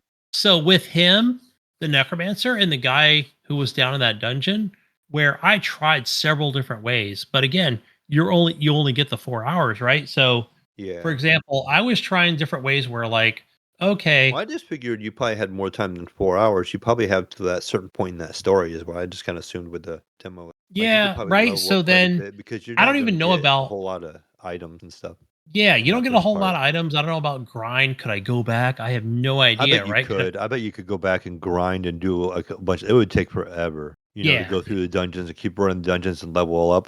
But you're not going to get all the archetypes and stuff like that by just playing the prologue because you have to meet characters that unlock those archetypes down the road. So How you're many stuck with the archetypes did I same. unlock? Maybe 4 in the Yeah, actual it prologue? wouldn't It be wasn't a many. It'd lot. be your main one. That Stroll is Yeah. like a knight. The redheaded girl is no, she's the knight. The redheaded the Stroll guy is a warrior, and then that's it. You maybe had one guy fighting with you, but you can't use him permanently. Yeah. But so he So kind of leads the then party. yeah, and I would say with that, like where, for example, I tried several different ways. There's like a merchant at some of these dungeons or that you can like just randomly like, Yeah, hey, you have potions for sale, right? Like health potions or revive things that I can use. Perfect. So then I felt like video game logic, right? Like I'm gonna purchase, a revival or 2 of those and some health potions and 50, health points or whatever, blah blah blah. And like I would make it like so far and then die. So then what I did was this was my strategy, Mayo. So then I'm like, okay, fine. Like I think because this is the prologue, I'm just gonna do the auto battle, which I think I bet might have been right stick or yeah. hold You can turn on X the on auto a battle and let controller. your teammates fight for you. Yeah. So with that said, what it would do is like, for example, my normal strike, right? Not my my powers or whatever. Right, Normal just strike normal might attack. be like 10 or whatever. Like it's a 10-point hit. But like with the auto battle, it was 200. I was like, what the fuck, right? So then Yeah, because they're using uh, their abilities yeah, for the most part. this is like some cheating shit right here that I was doing, but it was the only way I can actually get through it after like reloading the game like 3 or 4 different Yeah, times. and see, I So I'm never like, used the auto battler at all. Like I knew it was there, but I never used it. I want to control all the other characters, and you just which pretty is what much I wanted. yeah, and you just pretty much want to use their abilities all the time. Like I never use their normal attacks unless I didn't have any magic points. I do it sometimes, and then I felt like, okay, when the enemy says, like, or when the screen shows up, like, hey, this enemy is attacking the front row. That means to back up and go into defense mode. I'm thinking like XCOM, right? Like, Oh hey, yeah, yeah, let's this is video game logic, right? Like, let's go into what do they call that, right? When they not Overlook or Overwatch or whatever, but like, you want to kind of hunker down, right? Like, get in yeah. defense mode. And then that would help. Okay, boom, perfect, right? Like you took some damage, but not all. But then whatever, I'd come back into the anytime you want to strike, it's going to be front row stuff, right? Like, I mean, it doesn't matter. Like you can strike and attack from anywhere. So what I would do is yeah, put but they my always come to the front. They always come to the front, just like You done. can change when you pause the game. You can go to party and you can change where they're at permanently. So I would run like 2 and 2. I would put like at the beginning of the game, I'd run the knight and the warrior in the front, and I would have like the seeker, who's kind of like a healer, and whoever in the back because they're a little bit weaker characters and they have maybe less health and they're more magic based. Where the guys in the front are more physical based, but the guys in the front, like the warrior and the knight, they're a little more armored and stuff than what your character is. So typically they have higher defense. And like your mage or whatever is in like a cloth armor or whatever, so I keep them in the back, Yeah. and the guys in the front will take more damage than people in the back. Yeah, but I'll say this, like, yeah, I'm a Darkest Dungeons players, right? So I feel like I have the knowledge, but again, I think with the prologue, like, okay, there's something to this game where I feel like it's kind of it forced me into doing that, after like dying and reloading like 4 times, at Yeah, I least. never really had to use it a whole lot. Like I played the game on normal and like I would just kind of leave them. I would set them pretty much one time and just leave them like that. Like I kept like my main character in the back and usually like one other character in the back with me. You can also change it mid battle. So when you like getting ready to attack with your character, you can push up or down on the D-pad and it'll move them to the front or the back. But wherever you Correct. attack from is where that character stays till the next round. So if you move them to the back and you attack from the back, you may do a little less damage. Or, if you're using a sword and you're attacking from the back, you're going to do less damage if you're using a sword attacking from the front. But you'll take less damage from the enemy because you're further away. Yeah. But yeah, so far I'm like, okay, I might actually purchase the full game. So I mean, yeah. I think I got it on sale. I think you can catch it on sale in different places or whatever. But I was like, you know what? I want like a long casual game I can just sit back and kind of play.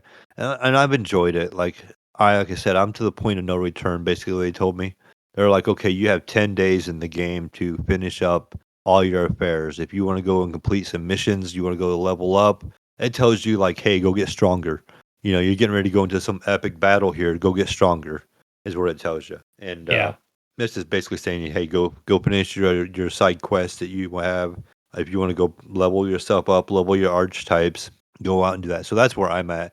I could do that for hours. Like I could probably put 10 or 15 more hours in the game if I wanted to. Just leveling up characters. There's so many things I could level up and so many things I could do yet. But at any time I could just be like, okay, I'm just gonna let the 10 days in the game go by and then go fight the last guy. Like now that I know all that's going on and all that stuff, like I'm gonna go fight the last person I need to fight, and that'd be the end of the game. And then it has a new game plus after that. And the new Okay. game plus, you pretty much lose most of your stuff except for I think your archetypes you carry with you. I think Mhm. you lose all your gear and all. But All yeah, it's a right. good game. I'm enjoying it. I like the art style. Nothing too crazy in the story, like I said. It's not. I thought I had it pegged the whole way. Then it gave me a couple of twists. I'm like, oh, okay, that's cool. I didn't see that coming, kind of thing. And so I'm like, okay, that's cool. But like I said, I just thought I had it pegged for sure. Yeah, yeah. I think there's a lot of mystery in there for me, right? With that prologue and ending and where uh yeah, and then like seeing Louise on stage and what happens with one of your characters, like I'm like, whoa, whoa, really? And then Yeah. meeting that like what is she like? She's definitely like a warrior on the horse where well, after, but she's like the King's Guard or something, or like very experienced and you kind of hook up with her and The and redheaded girl, the redheaded redheaded girl, girl with she's black, yeah. So she's a permanent member of your party down the yeah, road. you meet up with her and then you go meet the that's when you go fight the who do The you fight after that? necromancer, the Yeah, the necromancer necromancer guy. up at top and yeah, Yeah. like yeah, that was pretty sick. So yeah. But besides that, like I've just been playing a little bit of Brotato on the Steam Deck. Age of Empires on mobile, Mayo. A little bit of that. Like that's a work in progress just on my iPad. Like again, if I'm not near my desktop, I'm just playing that. That's something that's more the my mobile game. Not much else to say on that. But oh, what other game now I've been playing? Like so, there's a couple different YouTubers that I follow on YouTube about like free games and just different things. Like there's like a game called it's called Half Sword, and Okay. it's like I'm not into the physics based games, but I did play this a little bit and just mouse and keyboard stuff, and like it was kind of funny, I guess, where it's like, hey, you go to this little everything's kind of dark around you. You go to pick up a knife or some kind of axe or something, and it's more of the swing the mouse around, right, to kind of like hack at the enemy. And these are just other humans, right, where you're just like chopping an arm off or whatever, and blood's flying everywhere. Or yeah, like it's just one of those silly games. I don't even think the game is out, but it was pretty gory. Just kind of watching the enemy like come at you with like the same kind of like primitive weapon, and whether he's got like a little shiv or something with him, and yeah, and I'm just like trying to figure this game out. Like I forgot how physics games work, since this is probably some kind of early access thing where I can't use a controller and just swinging my mouse everywhere and watching blood fly out of somebody's neck. Like, Right. yeah, it was kind of like, okay, this is funny. This is yeah, like um, yeah. There's that other game on Steam that I forgot the freaking name of it, but it was probably something more about actually want to play, but something a little more has it all together. So yeah, I've just been playing a little of those and more of a just some free to play. Not so much like JRPGs or anything. But yeah, other than that, like and just an update on my keyboard. I'm still using my what is this here? I forgot what I got here, Mayo. This is my old ass keyboard. This is my Huntsman V2. Oh, it's a Uh razor. yeah, this is the Huntsman, like the one that my son got me a couple years ago. And I'm just waiting on my Steel Series what do you call it, Mail? The 75% keyboard, right? That Yeah, the 10 keyless. the 10 TKY. keyless, right? So that's what I'm kind of waiting on. This is the one with the Hall FX keys that it has. And it's like again, it's not a ducky, it's not those other smaller company ones, but it's got the Hall FX like Jesus has, and I'm not the FPS, Call of Duty fucking player here, or nor do I play Valorant, or what's that other game that your son plays? Like that's Uh, more Valorant, Counter Strike. Counter Strike, right? This would be Yeah. perfect, right? For Now something it's what definitely Hall Marvel's effects. Rivals. Marvel Rivals, yeah, definitely like, yeah. And I kind of wonder, like, a lot of these like videos that I was watching for like keyboards and just like microseconds and 8,000 fucking BPM or whatever Well, about, it's like everything, right? Like anything like you research, the more you research into it, the more you dive, the more things you like find difference about different things, like you can do the same thing with mice. I'm sure I This one could. just to be DPI and this. Then microphones. Okay, this microphone will do this and this microphone does that. Like there's always a deeper dive, like and all that kind of stuff. Yeah. So I'm just waiting on that to come in from Amazon. But I think I've got it right now, Mail. Okay. So the Hall effects keyboard is more magnetic versus like what am I thinking of here? What's the mechanical, right? Right. I think that's Yeah. okay. I'm like, okay, because I know that Crafty had I sent me the believe at video. least. Yeah, Crafty has sent me the video about like what is a Hall effects keyboard. Like Yeah, I it haven't seen kind of much on them explained either. it. Like I was like, oh, I haven't like paid attention to keyboard lingo in a while. Yeah. And so, like, this one's lasted me quite a while. So, like, I just been always been happy with it. So I just don't look, so I don't keep up to date. And so, Yeah. And like, I again, had I'm different not switches on my messing. keyboard. So I have like blue and brown switches on my keyboards because mine's like it's a Glory, which isn't like a glorious, isn't like a big expensive brand, but I think I have probably like $250 in the keyboard making it how I wanted to because you buy the base board and then you buy the caps. So you can buy different colors and combinations. And then you can buy different kinds of switches and you can put them in and take them out whenever you want. So like my WASD are brown switches, so they're not quite as clicky. So my keyboard isn't as noisy when I'm gaming. but maybe all my other keys are cherry reds, I think, or one of them. But still, they're a little more clicky than what my WSD are.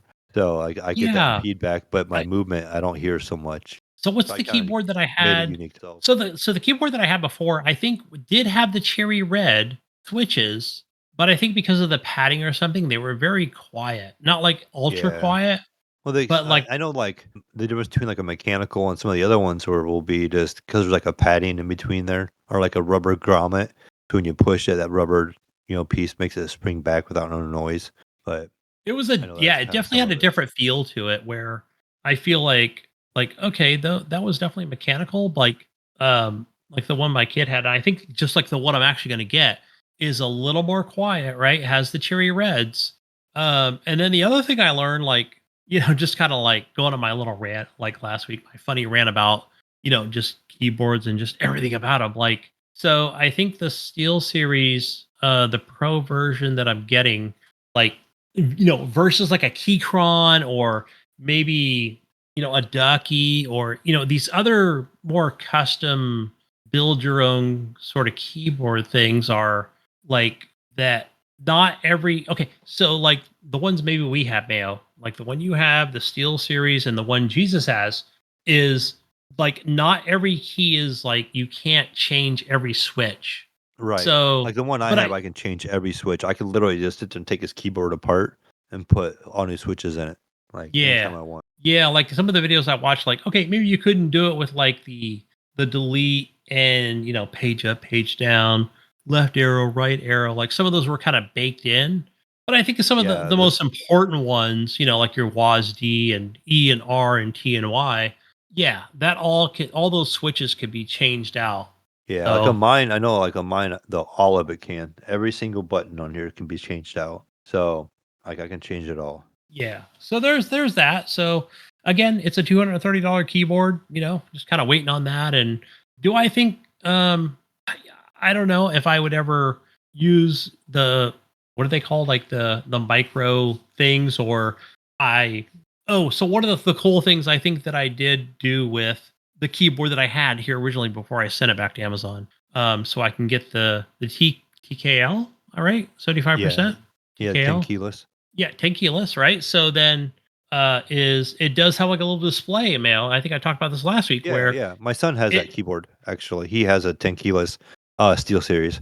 yeah, and it does And kind of show on there. mine's So upside this is down the here, but see mine's short. oh It's it a 10 is. Yep. keyless. Just like But just like the one it that I just actually saves have, room right? because you don't use those number keys. But my son I has a don't. Steel My Series with the digital display, and it has a yeah, really that nice was cool. recording feature that you can hit on the keyboard. It will like automatically save and stuff. It uses a Steel Series software, kind of Yes. like like we have with the gaming Windows gaming one has or whatever, and who else has it? Nvidia, right? Has it with their GeForce Now or whatever, or not GeForce Now, but their GeForce, where you can record using the Steel Series software, You and mean there's a like button on the Razer? keyboard. Yeah, and there's a button on there you can just hit and it'll record what's going on. So that's Yeah, always kind yeah. of nice because he saves I a thought lot of that was stuff that cool. way. Yeah, I thought that was pretty cool. Like that was pretty easy to set up. Like not even set up. It was more like, hey, display this or whatever to kind of show like the hall effects of like how sensitive your keys are. And I thought, oh, that's cool. Pretty neat, pretty cool. So, but that's all I had. That's all I had. Jesus, Yeah, Dylan. pretty much. I talk mostly about Metaphor and I mean there's a couple of little things I played here and there, but I'm actually gonna have to get going here. I gotta get up and go to work here in like 2.5 hours. So Good Oh deal. shit, you serious? Oh, you're back on yeah, day shifts. yeah. So I'm on day shift. It's 1:30 in the morning, and I have to get up at 4. So it's getting kind of Damn. late for me. Yeah, no shit. Go to bed, man. Good luck waking up. Yeah, glad to be. Yeah, well, Mm. I'm adapting to going back to day shift, right? So I'm used to being up at night, and so my schedule started, a Sunday, right? And so I go to bed Saturday night at like 9:30, and I actually fall asleep, right, Jesus? And I wake up at midnight wide awake. So then I'm like, okay, I need to go to bed. I need to go to bed. I need to go to work in 4 hours. I need to get up, and so then I end up Wow. staying up till like 2 o'clock, and then I like finally fall back asleep. And I wake up at like 3 o'clock still. And I'm like, crap, I'm still awake, kind of thing. So then I just stayed up. I went to work, worked Mm. 12 hours that day, come home, Well, the girlfriend wanted to see me that day, so I went over to the girlfriend's house. We went over, and I seen her, we hung out with her all day. And I got home at like 11:30 at night, went to bed, and I slept really hard last night, but then I've been up since 4 o'clock this morning already. So I've been up for like 20 hours already. I'm going to sleep for like 3 and then go back to work and work another 12-hour shift. So, Dang. but yeah, so I just adapting to the whole day shift thing again. So next week or whatever, I'll have, I'm sure, a little more energy, and maybe I'll try and get a power nap in before the show. But today it just didn't happen. All right, man. Sounds good. But glad to be on. Can't wait to hear the news. I'm sure you guys will have some fun news. Hopefully, we'll see. Yeah. All right, All Mayo. right, Good all having right, you, guys. Later, man. I Mayo. will. We'll I will find see you. you later on Bye. this week, guys, and be on the show again next week. All righty, bro. All right, man. See you guys. See ya. All right, Gunny, it's news time. Beep, beep, beep, beep, beep, beep, beep, beep, beep. Let's talk about some Nintendo 2, Nintendo Switch 2. Yeah, whoa, it was announced last week. Whoa. Right I after saw. the show, or like I got the up day at after we recorded. I got up at 4 o'clock in the morning on that morning. I was like, "Hey, it's here," and I was just telling a client at work, like, "No, it's not going to be announced," and it was. It happened. It's true. It's a thing. Mhm. Like I was just thinking, like it was going to happen like this week or last week, excuse me. Yeah, this is just a rumor list. I mean, this is like a list of Nintendo games coming out. There's nothing been confirmed. The only thing I can think of is a new Mario Kart, right? Because this was I showed on the reveal. I put a link in there for like games that are confirmed, but I haven't really read the article to see like, oh, like I haven't been following it to see like how many No, games are actually coming. this list is New not a games. confirmed list. This is a rumor list. The Ooh, rumor. bad list, Gunny. Rumor list. Can't say that. Anything? See here. No more Yeah, Mario pretty. games, guys. No more. It's They're gonna be done. that new Mario Kart game. It looks cool, but I mean, it looks like the regular Switch. It's nothing, not that big of a difference. Hopefully, more power. Definitely more power in there. Um, we'll see, man. What do you think this is going to be able to match? I don't think it's going to match the new consoles. Not even close. Yeah, no. I think okay. So I'll go with like the conversation that I had with. This is somebody. Okay, this is a person at work who's always had a Switch. He's not like so. He's into the more of uh the brawler, the Mario fucking brawler, whatever game, and loves fucking Mario Kart, and a lot younger than I am, right? So we're talking like by 20 years, and so one of the things that I always give him a hard time is about like this is a fucking mobile fucking fucking platform thing, right? Like it's not an actual console, it's not hybrid, okay, bro? And like so then we were talking about like, hey, is it going to be announced tomorrow? Is it going to happen? Is it going to be a thing? And I told him, I said, look, Travis, I said this thing can be it's probably going to go to 1080p, right?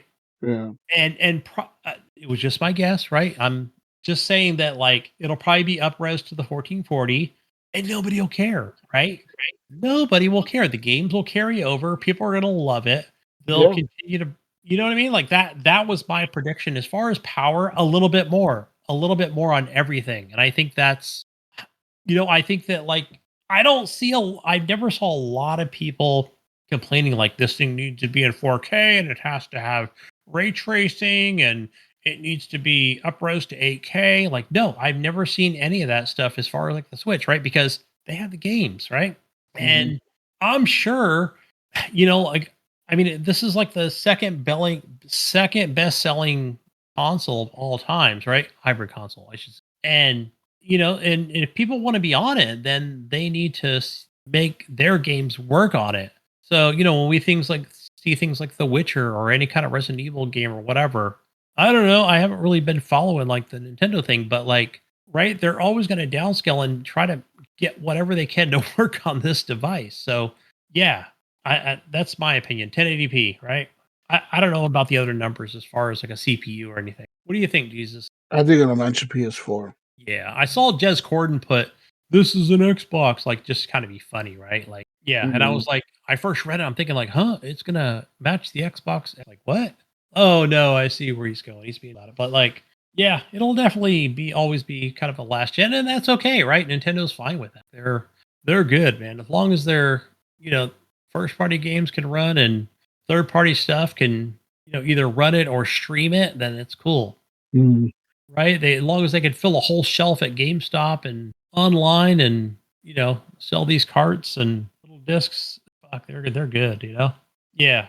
So I wasn't surprised last week or several days ago when they announced this, like they weren't given like specs. In other news, moving on to more news here, Microsoft has announced another round of layoffs. That's right.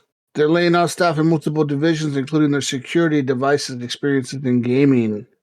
They say that they are confirming that layoffs are real, but they didn't say how many people they're letting go. They described the number of job losses as very small. That's it. So that's it. Okay. Very, very small. I don't know what very small is for a big ass company like Microsoft, but Yeah. I don't know. In other news, EA, speaking of firing people, has announced that their launcher, EA Origin, is permanently going to be shut down. What? That's right, as revealed on the official EA site.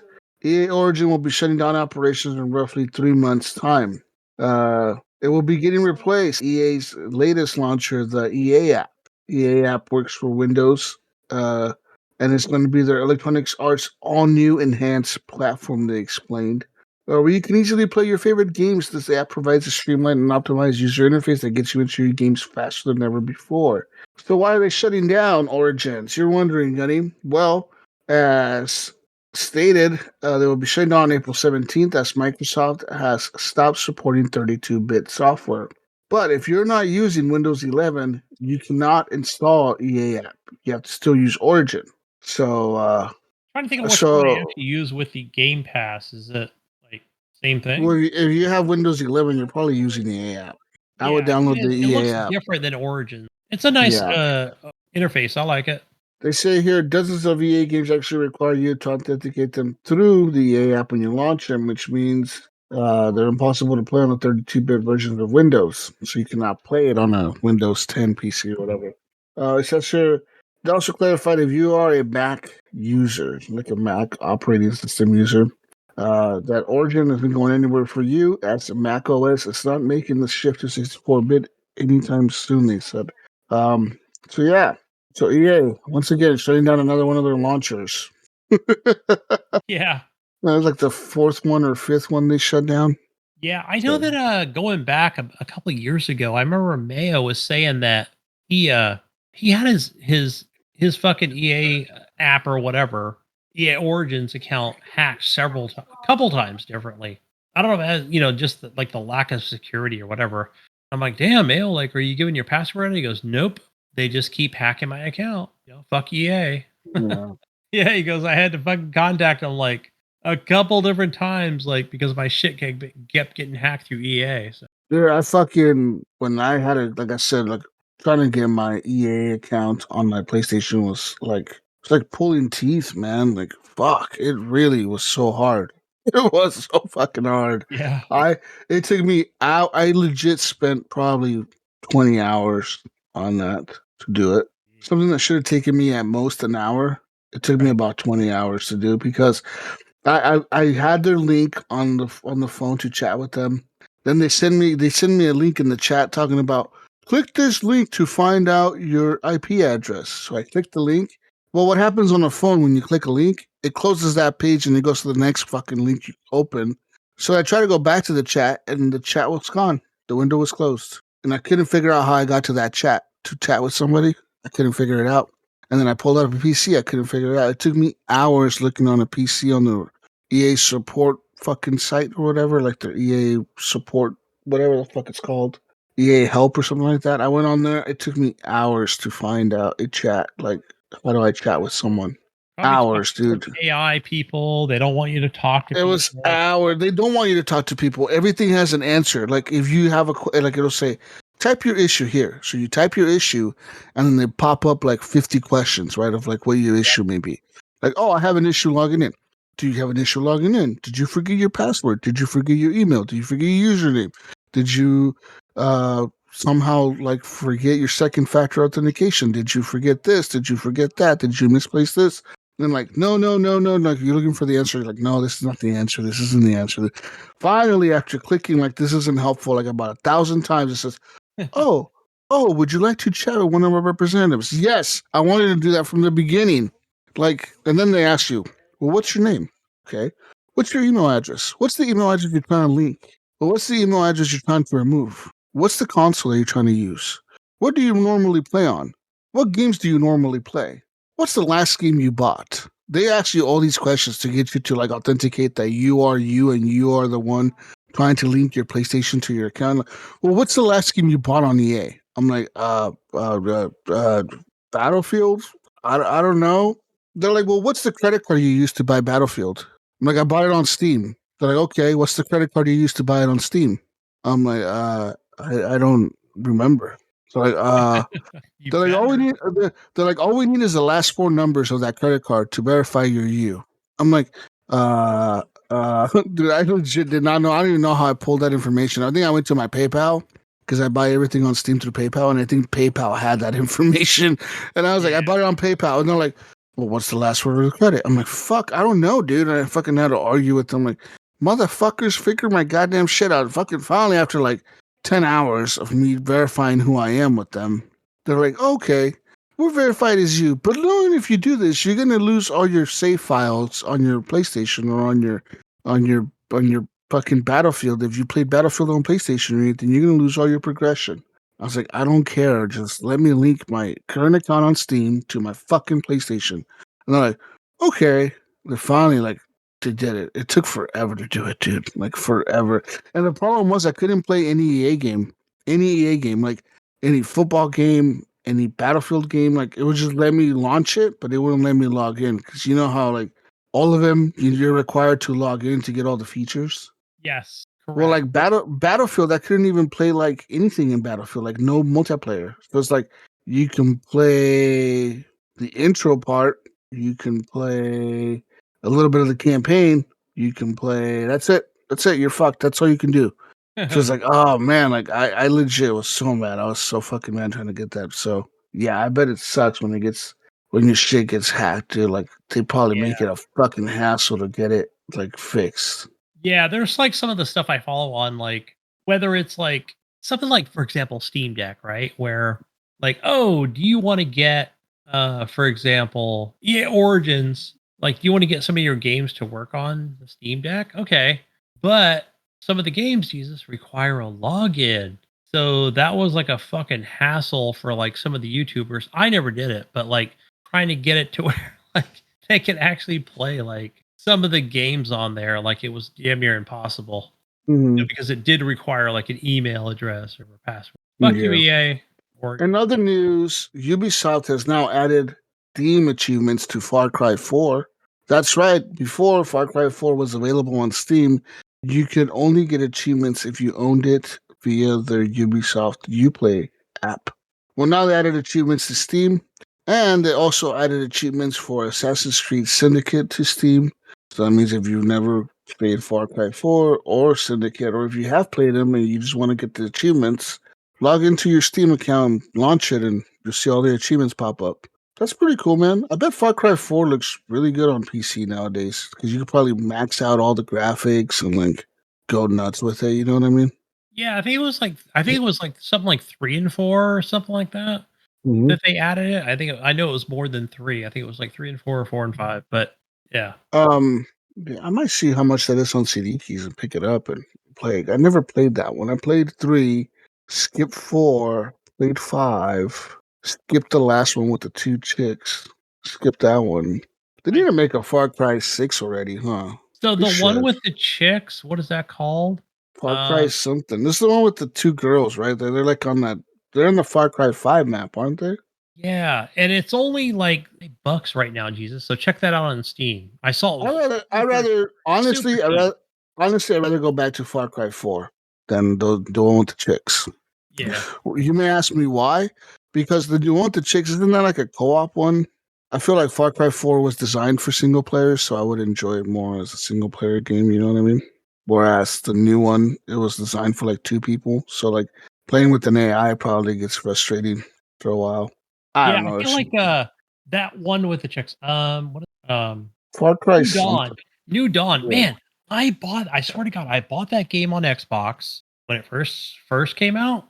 or whatever. I paid my $60, and like I feel like just playing it by myself, like man, that game was hard in the beginning. See, that's what I'm saying. I'd rather play Far Cry Gave 4 up. where I know Far Cry 4, yeah, it's gonna be hard at times, but it's made for single player like Far Cry 3, so I'm gonna probably enjoy it more. I love Far Cry 5. Far Cry 5 was cool. Far Cry 4, I only played like the intro of it and never got fucking past the intro. 4 was really good. It was. It was really cool. Yeah. So it was a great single player, along with 5. So, New Dawn. No, I had a terrible experience at launch, but I never went back to it. I own it. Can't say much else about it. In other news, we want some more news. A Wisconsin teen was arrested for setting fire to a strip mall on Sunday, told authorities that he was motivated by the TikTok ban. That's right. The incident occurred at a mall that houses the Republican U.S. Representative Glenn Grossman's district office. The city of Fond du Lac Police Department received reports of a fire around 1 a.m. local time on January 19th, the day the nationwide ban on TikTok went into effect. The FDLPD extinguished the blaze and then arrested a 19-year-old man from Menasha, who, according to the Associated Press, was found sitting near the mall watching the fire burn. He admitted to starting the fire in response to the recent talks of a TikTok ban, and he is now being held at the Fond du Lac County Jail. Yeah, Yeah. I saw people dialing 911 because TikTok was shut down. Like, Yeah, it says here, we are relieved that no one was injured and the office was unoccupied at the time of the fire, the chief of the fire department said. They said, I am thankful for the swift response of our officers in helping knock down the fire and also locating the suspect of this arson. Representative Grossman also confirmed on X that no one was injured, according to the Milwaukee Journal Sentinel. Grossman is among the House members who voted in favor of the bill banning TikTok in the U.S. unless its domestic business was sold to a non-foreign company. It was later folded into a larger foreign aid bill and gave TikTok until January 19th to sell to a U.S.-based owner. That's fucking nuts. yeah, But TikTok refused to sell and shut off the app in the U.S. on Saturday night. Incoming President Trump then promised to issue an executive order today to extend the period of time before the lost permission takes into effect. So, yeah. I think Trump said that it extended it to 75 days from now. So they have till, yes, March, April? yeah. And then there was an update as far as like potential buyers for 50% of the company, and Mr. Beast is one of the potential Yeah. buyers of that. But we'll find out tomorrow. But that's true. Like I said, though, that deposition they had with the Congress, that shit was funny as fuck, dude. Some of the questions, yeah, were ridiculous. Some of the question was really ridiculous. Like, I think one of them was one of the guys was asking the dude if he was from China, and the guy's like, "No, I am not from China." And they're like, "Well, isn't this app from China?" And he's like, "No, we are from Singapore." And the guy's like, "Well, are you not Chinese?" And the guy's like, "I just told you I don't have anything to do with China. I am from Singapore." "Well, don't you hold a Chinese passport?" He's like, "No, I do not, in fact." And the guy's Right. like, Yeah, the I'm guy's not like, Chinese. the guy's No. like, "I'm from Singapore and I served my military for 3 years. Why would I be loyal to China? I am loyal to Singapore." And the guy was like, Different "But aren't you country. Chinese?" Yeah. The guy's like going out. He's like, You "I'm eat not fucking Chinese food, I'm not Chinese, like chow motherfucker." mein, don't you?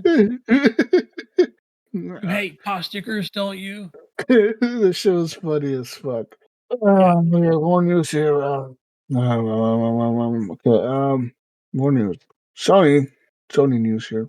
And Sony has canceled even more live service games. That's right. Sony has confirmed the cancellation of 2 previously unannounced live service PlayStation games. This follows a round of canceled live service games from PS5, and it was also confirmed that one of these live service games was a God of War spin-off. As spotted by Polygon, Bloomberg's Jason Schreier, first reported that Sony was canceling live service games from in-house developers Bend Studio and Bluepoint Games. Neither studio had announced what live service game they were working on and hadn't put a release on the horizon. In a post on Blue Sky, Schreier added that Bluepoint Games was tasked with working on a live service game for one of PlayStation's most important franchises. So yeah. Bend Studio is perhaps best known for their 2019 open world zombie game Days Gone, while Bluepoint Studios made its name for remaking classic PS games Shadow of the Colossus and the PS5 launch game Demon Souls. A spokesperson for Sony explained to Bloomberg that both games were canceled following a recent review, and the company is reviewing each studio's next project. I'm saying this, man. Make a new Days Gone. Days Gone 2.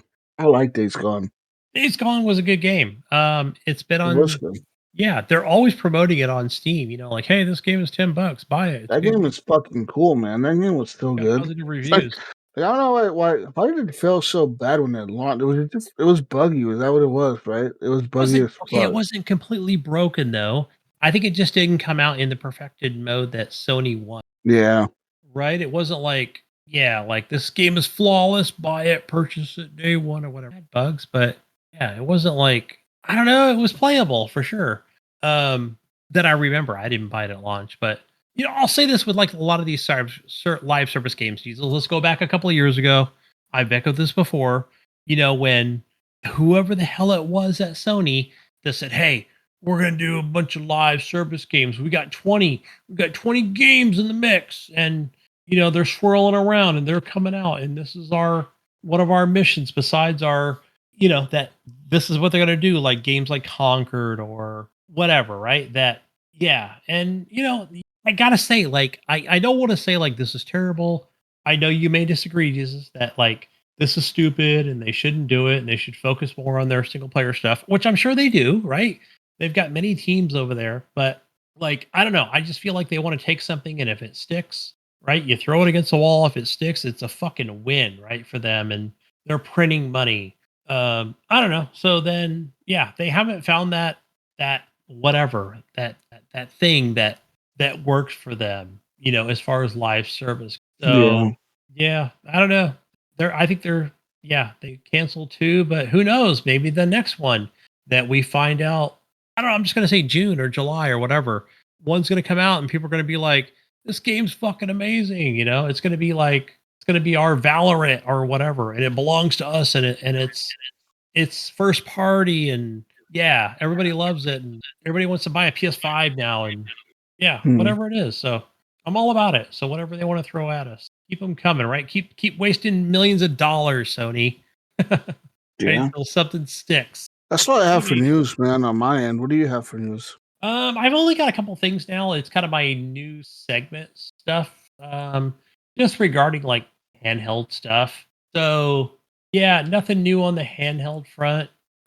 Besides like, you know, what we saw from CES. And so I'm just gonna read this one article here, and this is from the Verge, where it talks about, you know, handheld, giant gaming handhelds is where it's at, right? So again, I'm just going to leave out anything like regarding, or I might include like the Nintendo Switch in the future, because to me, it's a handheld. It's a handheld. It's hybrid and it's handheld. Hey, my Steam Deck, it could be a hybrid. I can plug, okay, and upres it a little bit if I want to. So there's that. So reading off of this here, if you thought the Steam Deck was a big letdown, Acer's Nitro Blaze 11, get a load of this Frankenstein monster of PC gaming, right? I've cobbled it together. This is the production version of there's upcoming ROG Flow Z13 tablet combined with a GameSir G8 Plus clamp on mobile controllers. So this thing is like, I don't know, just think of like, I don't know, you would have to actually see it, but it's like these giant controller things connected to like a 13-inch iPad. So there's that, right? So then, but anyway, going on to what the article says here about Z13's AMD Strix Halo processor. More on that Halo Strix processor, which I'm still kind of learning about, but apparently it's really good. Makes it probably the most powerful handheld gaming device that you could actually play. That is, of course, until your hands cramp up under its weight from the weight of that fucking tablet you're under. So yeah. But again, I think it's just more of like preference and, you know, things that like you can actually do with some of these, you know, custom handhelds or, you know, so-called tablets together with when it comes to, so whether it's done through Bluetooth, which most likely, right? A lot of things are probably done through that, right? So again, we're talking about different sizes of, you know, different handhelds, ROG Ally or the Steam Deck or anything else. So But moving on here, the last piece of it is the Legion, the Lenovo Legion, right? So a lot of these Jesus are like you'll see these coming from like whether they're gaming laptops, right? So just trying to get it into the space of things where, like for example, the Let's Go, it's a true Steam Deck alternative. Really been waiting, but or wait for a better. So again, I'm going to go into quiet mode here after owning the Asus ROG Ally. I cannot hear you, Gunny. All right. So how's this here? Does that sound better? Oh, it sounds way better. I know I've been yelling here, so I'm getting too loud. All right. So this article goes on to say I've kept an eye on the Lenovo Legion Go, where you might be thinking that this upgrade path is more nonsensical, since both devices use the same Z1 Extreme processor. Right. So this is the 1600p 1440 144 hertz display. So, considering my use of the Steam Deck initially, I've hoped Valve would throw in a surprise reveal of a new and improved handheld. This week at CES 2025, there were suggestions that Valve would be using one of the AMD Z2 chips on Steam Deck's successor, but now that has been debunked. It's been confirmed that there isn't any worry that there won't be any Steam Deck in the new APUs. So I think overall, like handhelds are still like up and coming, and most of them are using those AMD processors along with that Halo thing or whatever they're calling. And I think I'm more excited about like the fact that the Steam OS is coming to some of these devices where outside of the something the Pentium chip thing is using. So yeah, I think we'll see more and more of those outside of like something lesser known in the far as like like a Retro Pi or something. We're seeing more of these like Lenovo's and ROG Allies coming up and running. Excited for more of that stuff. Will I ever buy more handhelds? I don't know. I think I'm good with the Steam Deck, but for now, it's cool to learn all that new tech and how all these things work, and what's running Windows and what's running Linux and all that good stuff. Yeah, that's all I got for now. Jesus, that's all I have. All right. Well, I think we're done, Gunny. We're I think done. we're done. We're out of here. Where can we find you, Gunny? Go find me on the Steam Deck, on the Steam app, and Xbox and all that stuff under gamer tag Gunny Chief. Go find the Mayo under the Mayo or the Mayo 1 on Steam. Where do we find you, Jesus? Find me on everything that's Jesus Walks Out. I'll be playing some more games this week. Hopefully some more Northland. And then some Call of Duty. And then some Helldivers. And then that new Sniper Elite game comes out this week. I'm playing that. Oh, yeah. No, it's not out yet. February. Yeah. Anyways, I'm out of here. Find on everything. Jesus Walks Out. Peace out, Brussels sprouts. We'll catch you on the next edition of the Horrible Gamers podcast. Hopefully, Mel can make it on next week. We'll see. Bye. Bye.